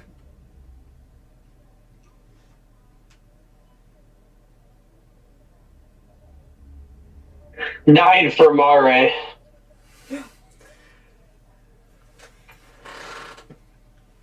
Mari's not feeling very charismatic after that illusion. That's fantastic. So, Mike. okay, so Braddock and Mare, you guys are scared shitless, and you begin to run with all of your strength out of this, up the hallway. I need everyone else to roll me persuasion. The DC is the spell save of 20. Past everyone, like to the end of in the direction that we're going, or back? Back up. Like they're Oh. scared, they're trying to get out of here. So you have to convince them to try and go back. Actually, Mike, you got to roll against them. Mare, you have to roll an insight against their persuasion. So Mare rolls an insight, Braddock rolls an insight. If Braddock is in front of Talani, she would take an attack of opportunity and try to grapple him. Okay, that could be what you use to add to your persuasion if you want. Or you can just grapple him, yeah. I just had to grapple him. Cassidy got a 19. Okay. Roll for Mort and Sermia. They did fine. Okay. They did fine. Actually, 28 to Julian? grapple. Julian also tries to split. He'll have to roll an insight check. Mari got an 18 on the whatever you just asked me to Insight. roll. Yeah. So Mare and then Braddock, did you say 18 for an insight?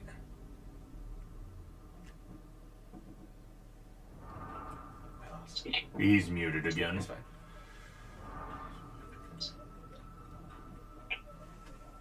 And I'm sure you grappled him. Well, I mean, if I got anyone an can take 8. me in. Okay, so Braddock and Julian, you both are like, we gotta go. This place is not F this place. Talani pounds his hook. No. Talani kind of grapples you, Braddock, as you kind of take a minute to. It's okay. We are here. As We will be walking through. the face like shifts just a little bit to be a little more scary to each of you, and then eventually turns into an upside down face and shoots down to a figure at the base of the doorway, a hooded figure. They pull their head back, and it's you. What goggles do you have on right now? Currently, X-ray still. currently, like I can still switch it. Okay. But currently I have X-ray on right now. Okay. So this face and like the room itself, you feel the darkness kind of like swirl in down into a shadow, and then it like wisps up, forms into a body, a hooded figure that pulls her head back, and it looks to be Aaron Veld in his youth. With a smile, he kind of looks at all of you, almost like addressing an audience, not making eye contact with anybody. With your base Arcana Cassidy, you can tell this is just part of the illusion. This is part of the enchantment of the place. Yep. So, just an illusion, everyone. He goes, I see it is not the hag this time. Congratulations. Not many make it beyond this point. Please, enter. And you hear the door. Okay. Creepy illusion aside, we will be leaving this room, everyone. I have Braddock in my arms still. Come on, I tug on the rope. Everyone still has the rope, sound To off. try and determine with the thing, trying to see if there's a way if I can figure out if he actually said something during those interrupts. Arcana.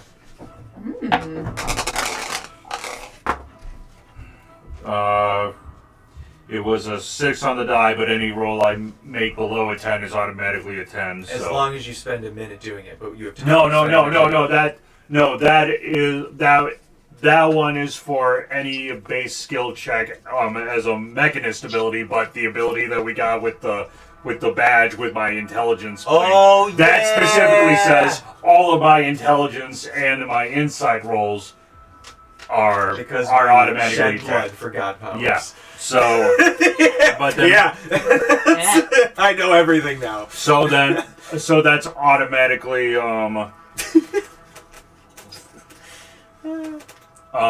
so then it would automatically be a 33. So you determine that while you may not have missed any important words. It might have missed an expletive here and there. You do get the sense that if there's this reactive of an illusion to where it can acknowledge someone other than the hag that has come in, if you can find like a console for all intents and purposes, I don't know how to explain it, a central control station, you might be able to actually kind of like approximately communicate with it. Okay. To an extent. Magical database, got it. Kinda.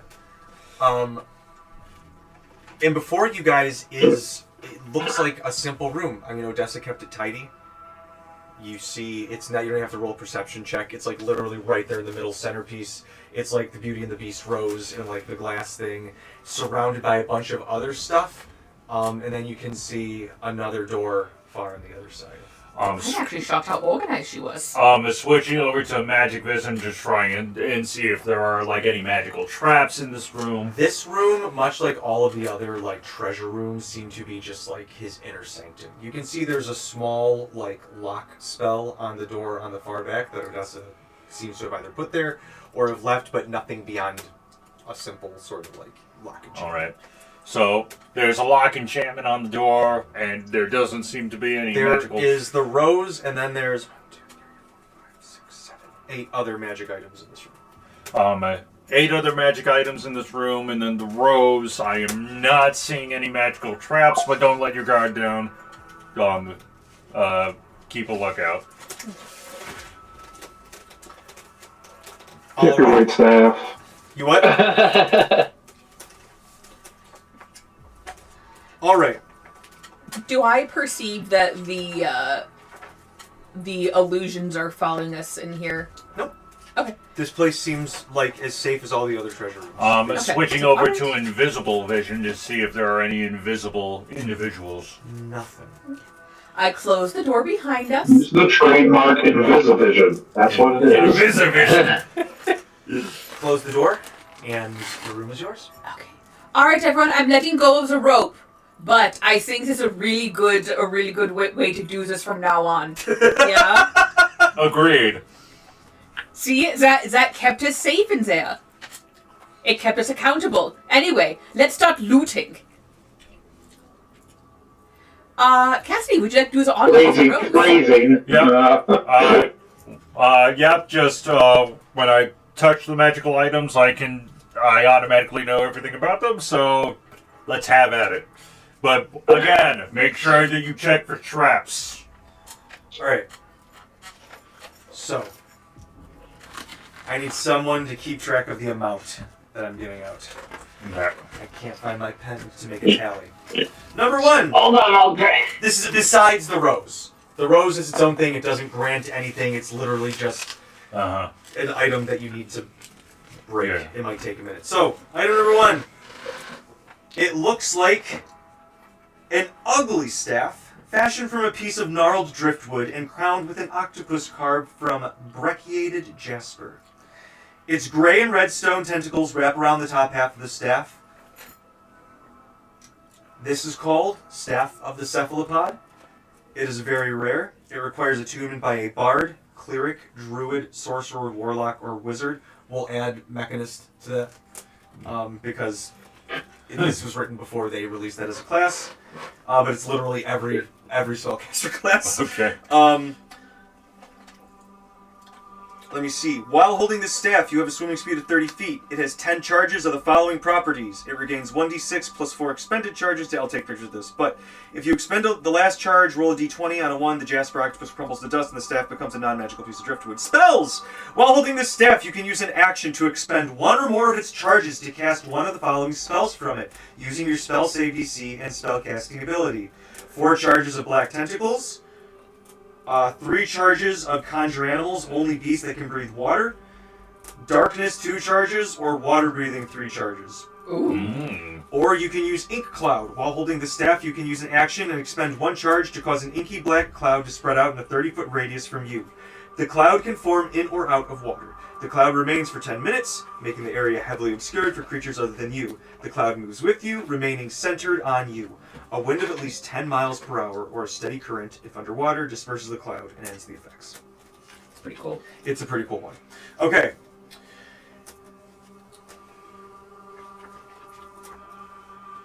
you find an iron hook affixed to the top of a plain wooden staff. While holding it, this is called a Staff of the Lantern Bearer. It is uncommon.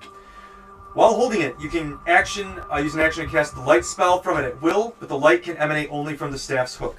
If a lantern hangs from the staff's hook, you gain the following benefits while holding the staff. 1. You can control the light of the lantern, lighting or extinguishing it as a bonus action. The lantern must have oil if it requires oil to produce a flame. The lantern's flame can't be extinguished by wind or water. If you are a spellcaster, you can use the staff as a spellcasting focus. When you cast a spell that deals fire or radiant damage while using the staff as your focus, you get a +1 bonus to the spell's attack roll, or the spell's save DC increases by 1. Your choice. That is called Staff of the Lantern Bearer, so that's number 2. Let me take pictures of these real quick. TJ, are you saying lantern bearer? Yes, not the Lantern Bear. That also sounds awesome, though. Okay. Lantern That is a bear. great and fair I question. call it. I want a lantern I bear. was just Copyright. All right. You're my new wrestling buddy. All right.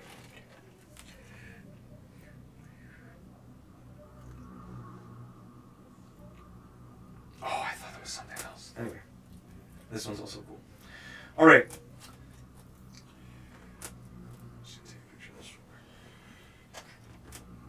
You seem to find a mechanical brass bird, 9 inches long from tip to the beak to the end of the tail. You recognize this as a clockwork mina bird. It is a wondrous item. It is rare. Clockwork what? Mina, M-Y-N-A-H. Okay. Once it has, it can become active for 12 hours. Once it has been used, it can be used again. It can't be used again until 2 days have passed. If you use your action to speak the first command word, listen, in Ignan, it cocks its head and listens intently to all passers-by. To all nearby sounds with a passive wisdom of 17 for up to 10 minutes. When you give the second command word, speak, it repeats back what it heard in metallic sounding, though reasonably accurate, portrayal of the sounds. Like old-time radio! You can use the clockwork mina bird to relay sounds and conversations it has heard to others. As an action, you can command the mina to fly to a location it has previously visited within 1 mile. It waits at the location for up to 1 hour for someone to command it to speak. At the end of an hour, or after it speaks its recording, it returns to you. The clockwork mina bird has an armor class of 14, 5 hit points, and a flying speed of 50 feet. Ooh. It's a cool little guy. Ooh. All right. That'd be useful for some political intrigue. This next one, you can understand why maybe a granny hag has them. They are called comfy slippers. They are a wondrous item. They are common. While wearing these slippers, your feet feel warm and comfortable, no matter what the ambient temperature. Ooh. That's it. Nice. I'm going to take those for Martine. Okay. Is that 3? That was, yeah. Yep. Okay. Oh, that's 4 actually. Oh, 4. Staff of That's 4, yeah. Staff of the Lantern Bearer, Clockwork Mina Bird, and Comfy Slippers. Okay. Oh, I could probably make more of those. Cool. Be nice to have some. You find a book. It seems to be a tome filled with information and incantations necessary to make a vine golem. It is a manual of vine golems. You can find them in Tome of Beast 2, either right here, I think it might be. It might be in Dellen's room, actually. To decipher and use the manual, you must be a druid with at least 2 third-level spell slots. A creature that can't use a manual of vine golems and attempts to read it takes 46 psychic damage. To create a vine golem, you must spend 20 days working without interruption with the manual at hand and resting no more than 8 hours per day. You must also use powders made from rare plants and crushed gems worth 30,000 gold to create the vine golem, all of which are consumed in the process. Once you finish creating the vine golem, the book decays into ash. The golem becomes animate when the ashes of the manual are sprinkled on it. It is under your control, and it understands and obeys your spoken commands. I believe you're a level 3 plant construct. Pretty cool. Well, looks like we're going to have to hire a druid then. It's number 5. Okay.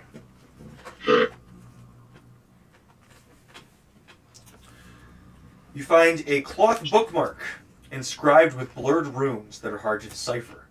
This is the bookmark of Eldritch Insight. It is a wondrous item. It is common. If you use this bookmark while researching ancient evils such as archdevils or demon lords or otherworldly mysteries such as the Void or the Great Old Ones during a long rest, the bookmark crumbles to dust and grants you its knowledge. You double your proficiency bonus on Arcana, History, and Religion checks to recall lore about the subject of your research for the next 24 hours. Ooh. If you don't have proficiency in these skills, you instead gain proficiency in them for the next 24 hours, but you are proficient only when recalling information about the subject of your research. Bookmark of Eldritch what? Insight. Insight. That seems like a mort thing. Oh, thank you. 6.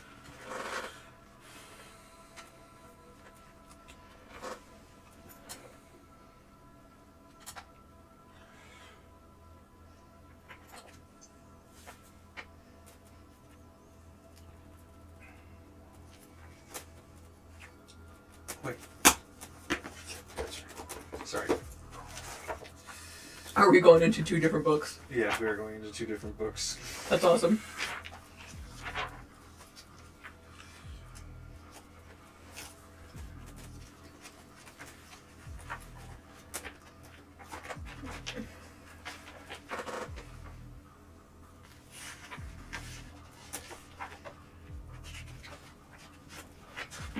I have another 13 minutes. Okay.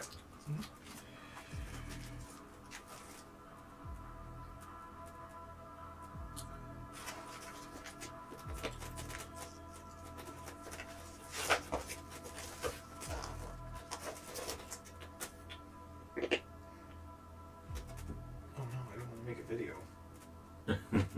All right.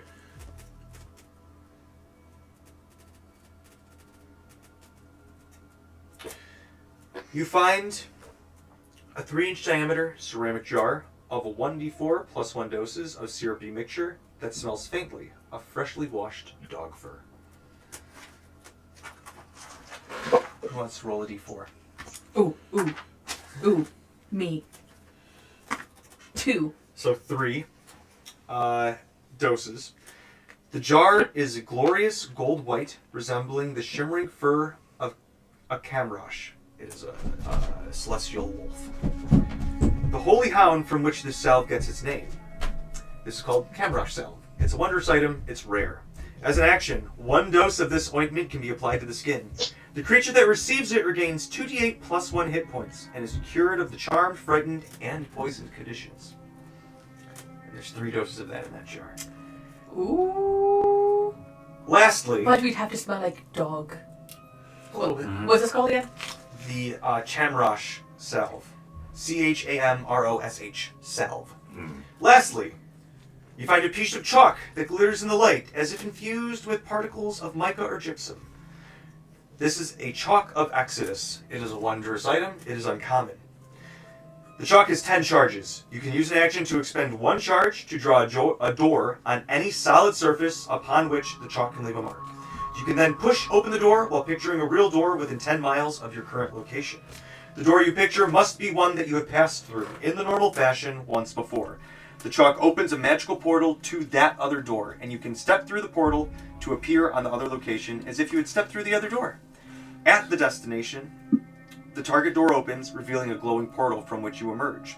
Once through, you can shut the door, dispelling the portal, or you can leave it open for up to 1 minute. While the door is open, any creature that can fit through the chalk door can traverse the portal in either direction. Each time you use the chalk, roll a d20. On a roll of 1, the magic malfunctions and connects you to a random door similar to the one you pictured within the same range, though it might be a door you have never seen before. The chalk becomes non-magical when you use the last charge. Oh my god. And charges, and we cannot regain charges. No, there's 2 pieces of that. So 2 pieces of chalk, each pieces with of chalk. with Each with 10 10 charges. Yes. Sweet. Well, actually, hold on. So There's no way basically, she hasn't used so that. basically, the door. One has 10, one has 6. Okay. Sorry. Okay, so basically, is it the door fruit or the gate fruit from one piece? Kinda. So that's in here. Are you guys gonna check out that other door? Well, first off, the ropes. The rose, is there any magic coming from, is it like in a vase? Is there Sounds like Beating the Beast-esque. Yeah. Is there any... But not actually, because that would be, it's legally distinctly different. You would have to roll an insanely high dispel magic. Cassidy doesn't have access to dispel magic. Whoa. But something that Cassidy could do, because this is something that I just got at level 14. Okay. Ranged augmentation. So any item within 60 feet of me, I can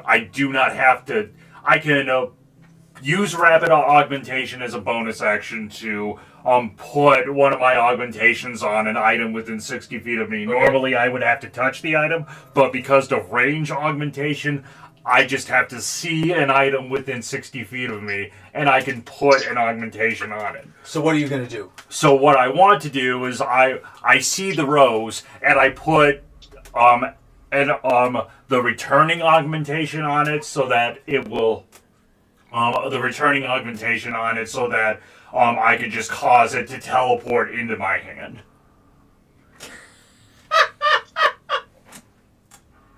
Artificers are so tricky. 1, 2, 3, 4, 5, 6, 7, 8, 9. Oh, because one of them went over to a page.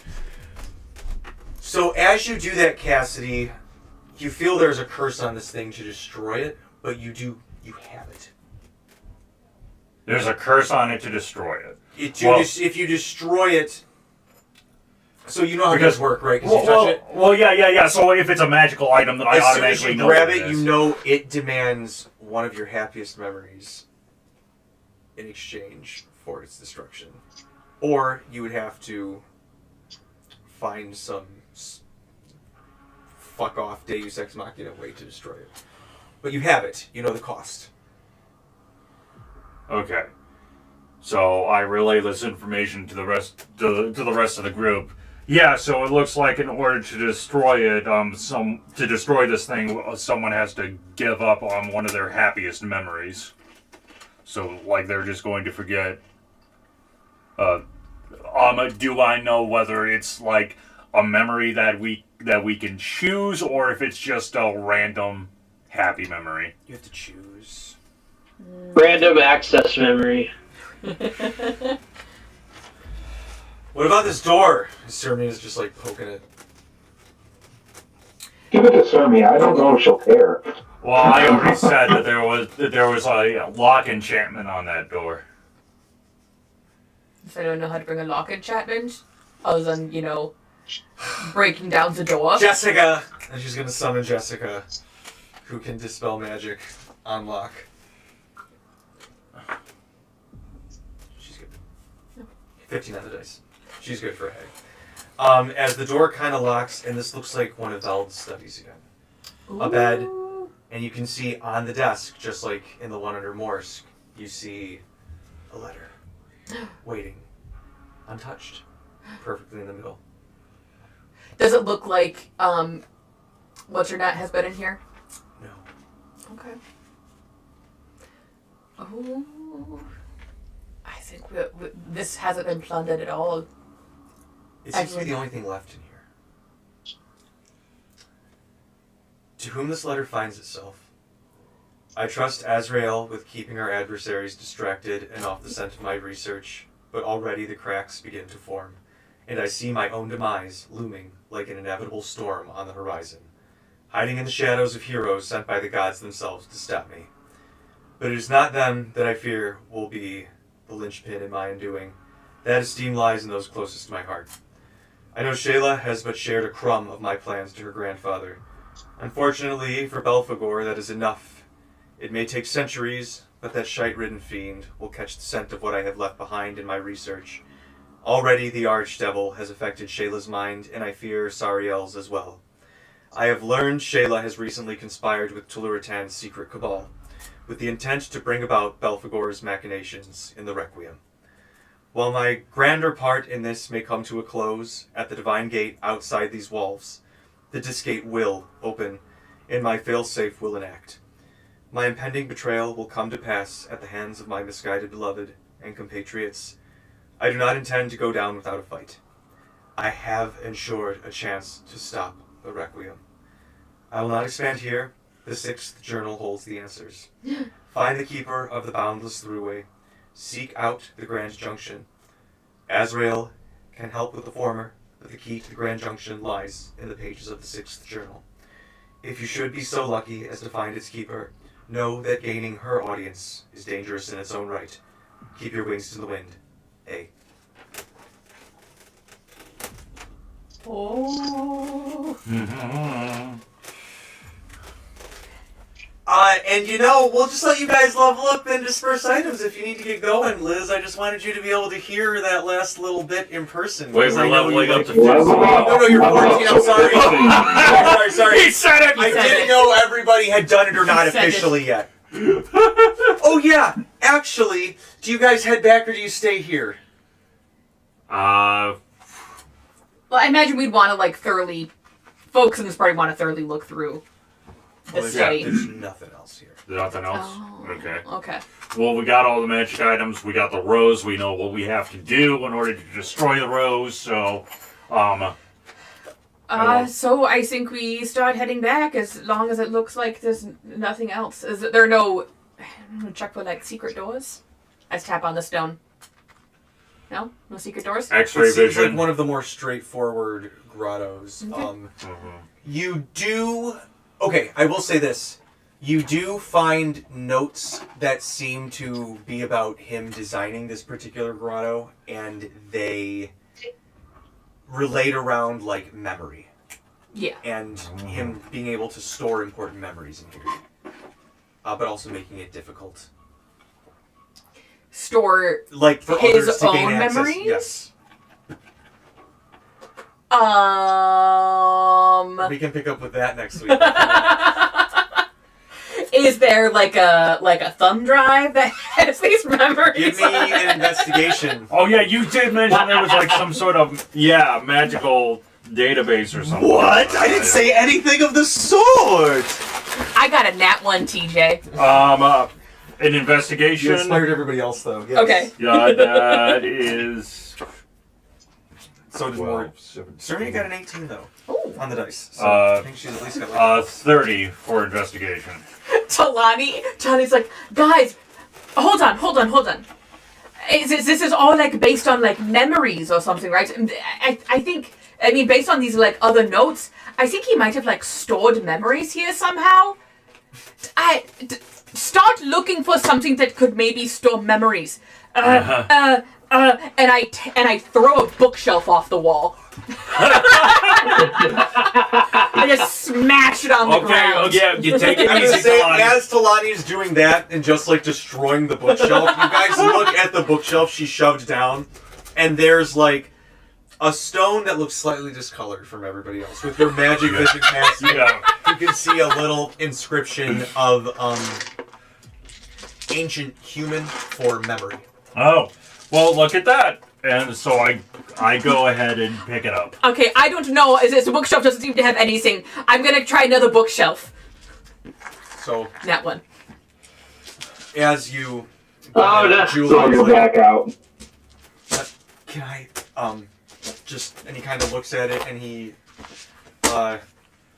Well, first off, when I touch it, I automatically know what it is and all of its magical properties. So it is a memory stone. It requires the blood of Veld to activate. Oh, shit. Okay, yeah, Julian, so I'm pretty sure we're gonna need you in order to access the memories of this stone.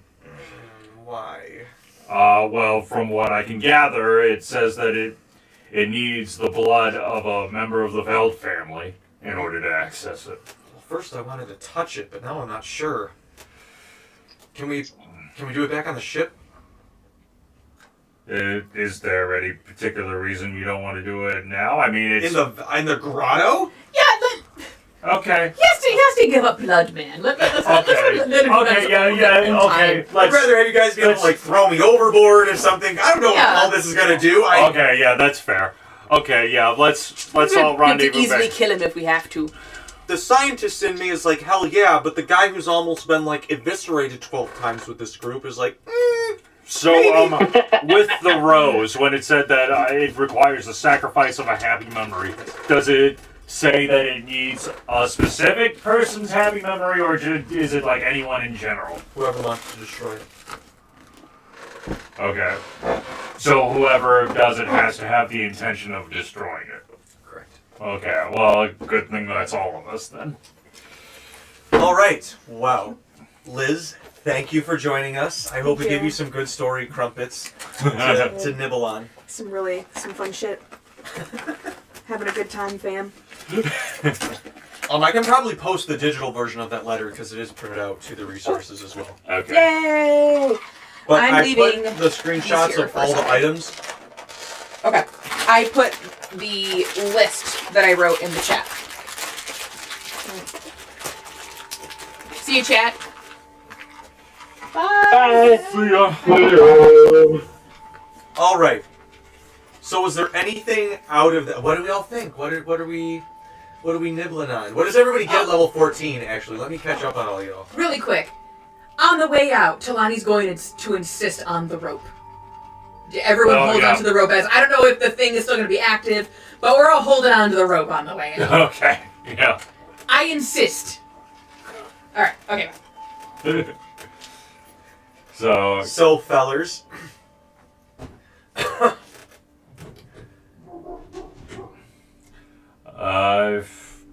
Well, looks like we've got everything.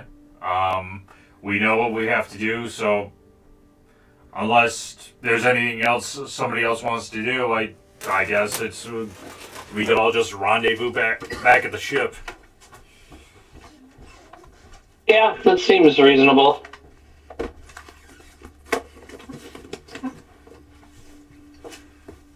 All right.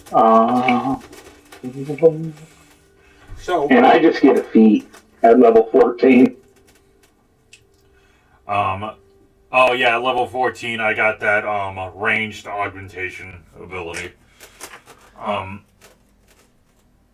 Question. Yes. So, with, sacrificing a happy memory, if it like, with the semantics of happy memory, if it's someone who's had a shitty life and they've got, like, and they technically don't really have a happy memory, but is it like measured on a scale? It's a curve. It's a curve. So, like, if you've had a happy life, it'll take one of your happier memories. If you've had a shitty life, it'll take one of the few happy memories that you have. Okay. Gotta know the specifics. Yeah, hags are shitty like that. Oh shit! I just looked at what I get at 14. I can basically turn myself invisible as a bonus action. Oh. Okay. Shit. I did that. Yeah! Let's go! You invoke the spirits of nature to magically hide yourself. As a bonus action, you can give yourself the invisible condition until the end of your next turn. Wow. All right.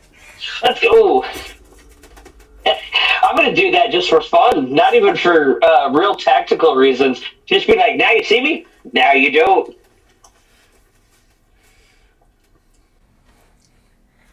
All right. The So whole time. we're all holding onto the rope, navigating back out. Is like the grotto still active as we're going out, or no? It seems just like a plain stone hallway up and out Okay. So with some crumbled walls. okay.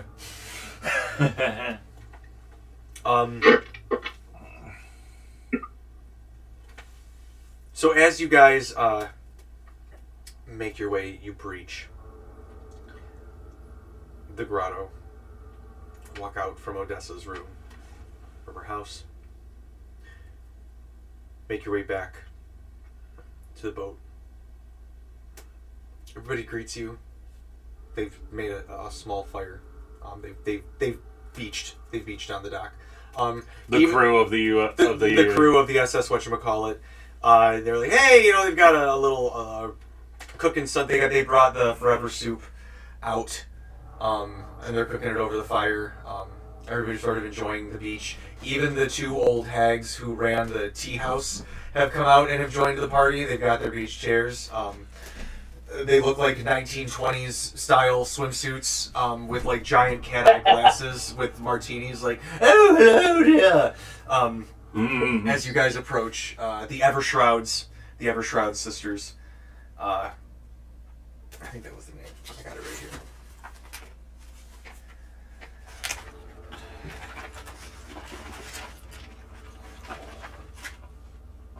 The Shadowends. Sorry, the Evershroud is what we call the fog.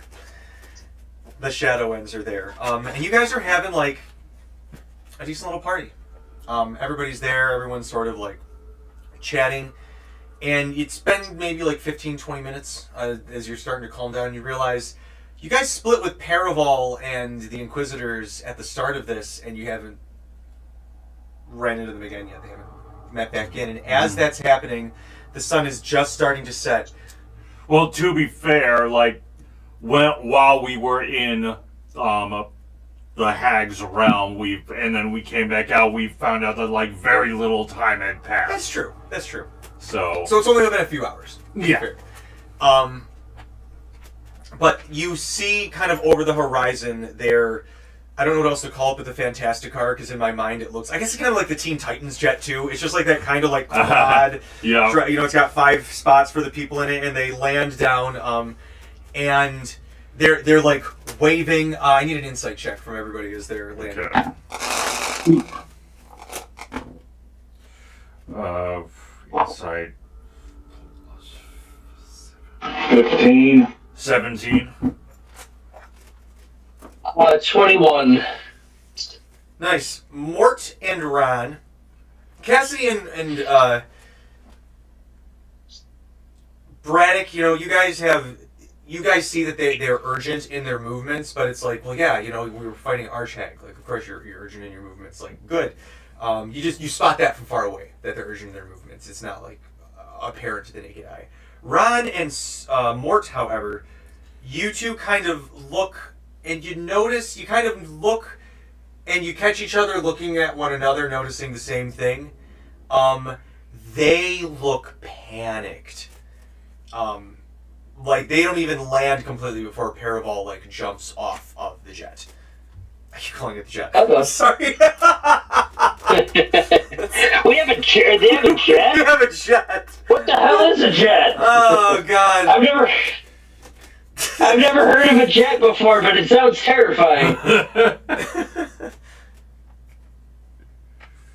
Mario's like, I don't know what's so cool about it. I can fly. I could do that, Yeah. and I shoot fire. And I shoot fire. Or water. Or water, yes. But they hop out. He got ahead of himself. They can't land like right next to your fire, but they land on the beach, and you can't hear what they're saying right away. But Ron, you hear him just with your fox ears here. You hear him say, "It's coming! It's coming!" All right, everyone, prepare for battle. Hey, what's coming? And Explain. he's like, he slows down, and you see he's like a few hundred feet away, and you see one of his other Inquisitors like go up and say something to him, and they like smack him on the side of the head, and they like flick one of their rings, and they just dimension door next to you guys, and they're like, I don't know why he was running that whole way. Listen, this is really important. They're still panicked, but they're like, we need to focus. We need to listen, because I don't know if you guys have heard the news, but and by this time some of the rest of them have kind of like misty stepped or reached you guys other magical means, and they're like, hey, have you told them? Yes, I was telling them. And the elf girl turns to you and she goes, have you heard of this thing called Magra, the World Breaker, the Axe Toads? They fought it during the Osnabrück events. Yep.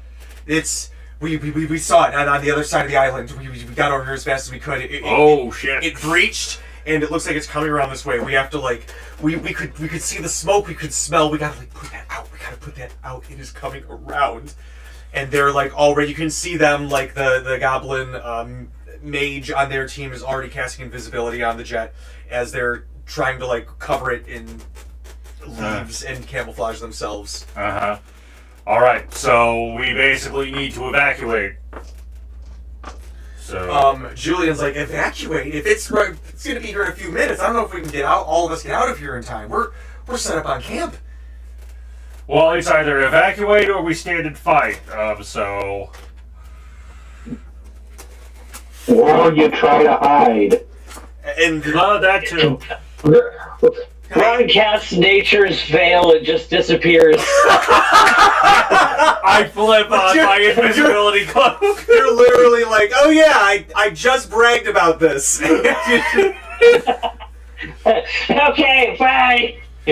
Okay, so we're Good gonna. luck to all of you. And Mare, as like you do that, Mare like kind of nods, and you see him slink into the water, and his scales almost make him disappear in the twilight.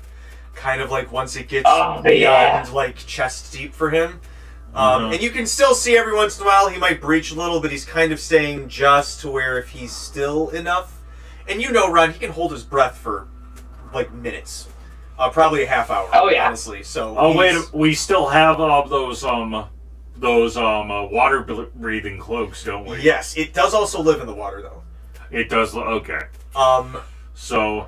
Okay. So Stealth checks might be, unless you have. I'm gonna use my wand of Pass Without Trace so that we all get a +10. Look at this guy. So we all get a +10 to our stealth checks, but now we need to find a way to camouflage the SS whatchamacallit. Either that or just have the SS whatchamacallit like go into the air as far high as it can go. I don't know if she can fire up that fast, that quickly. Well, can it go underwater? Or I'm assuming no. Oh, it can. You just don't think you get it back up afterwards. Well, then, if we can't get it running fast enough, then we're gonna have to camouflage it. There you go. All right, and they look to the crew and go, let's see what we can do in the best time that we can. So, any ideas on how to camouflage your enormous fuck-off ship? Here, guys. Here's your ship. Here. You're on the beach, to be fair. You're not, like, out in the coast, but you will be within this thing's sight. You will not necessarily be hiding on the boat. I'm just putting you here for sight reference. But you guys have options to what you might want to do that could deter it. Chrysitha is actually, hold on, let me roll for survival. Oh, where's the pink one? This is important. This is a everyone needs to witness this roll. This is for her carrying the forever soup carefully enough back. Oh no! Don't drop the soup! Someone can help her for advantage. Okay. I'll help. Yeah. I'm invisibly helping her carry the forever soup. Okay. Yep, she's good. She's good. With the help of Triple G and the teenagers, who she insists get in immediately.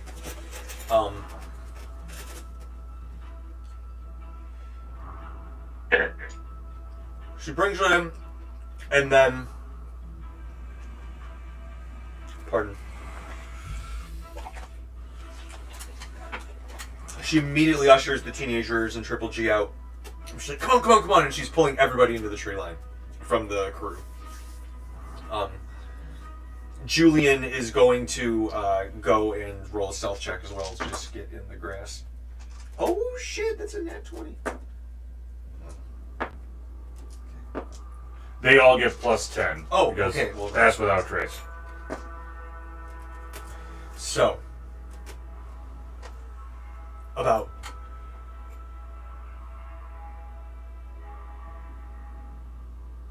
I need a survival check, I guess, to camouflage the ship from everybody. Okay. From everyone? Yeah. Okay. Oh, that's gonna be a Look. dirty 9 for Ron. It's going to be a 5. 21. Okay. What is it? What's the stat that uses for Mari? Wisdom. Wisdom. Okay. So Mart, Sermia, Talani. Julian. Mort did all right. Everyone else got like 13 to 16. Mari got a 7. Okay.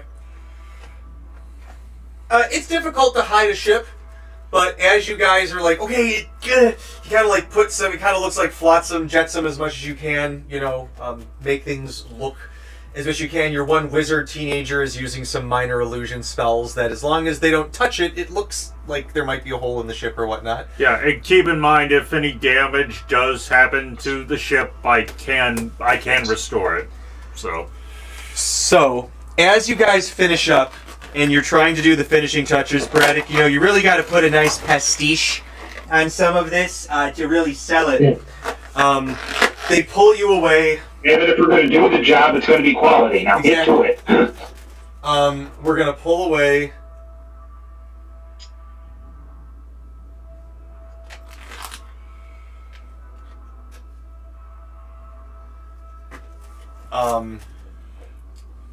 As your guys' heads are pulled up, you can see Magra starting to come around, and everybody runs off.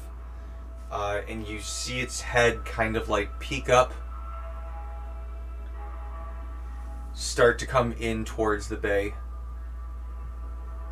Give a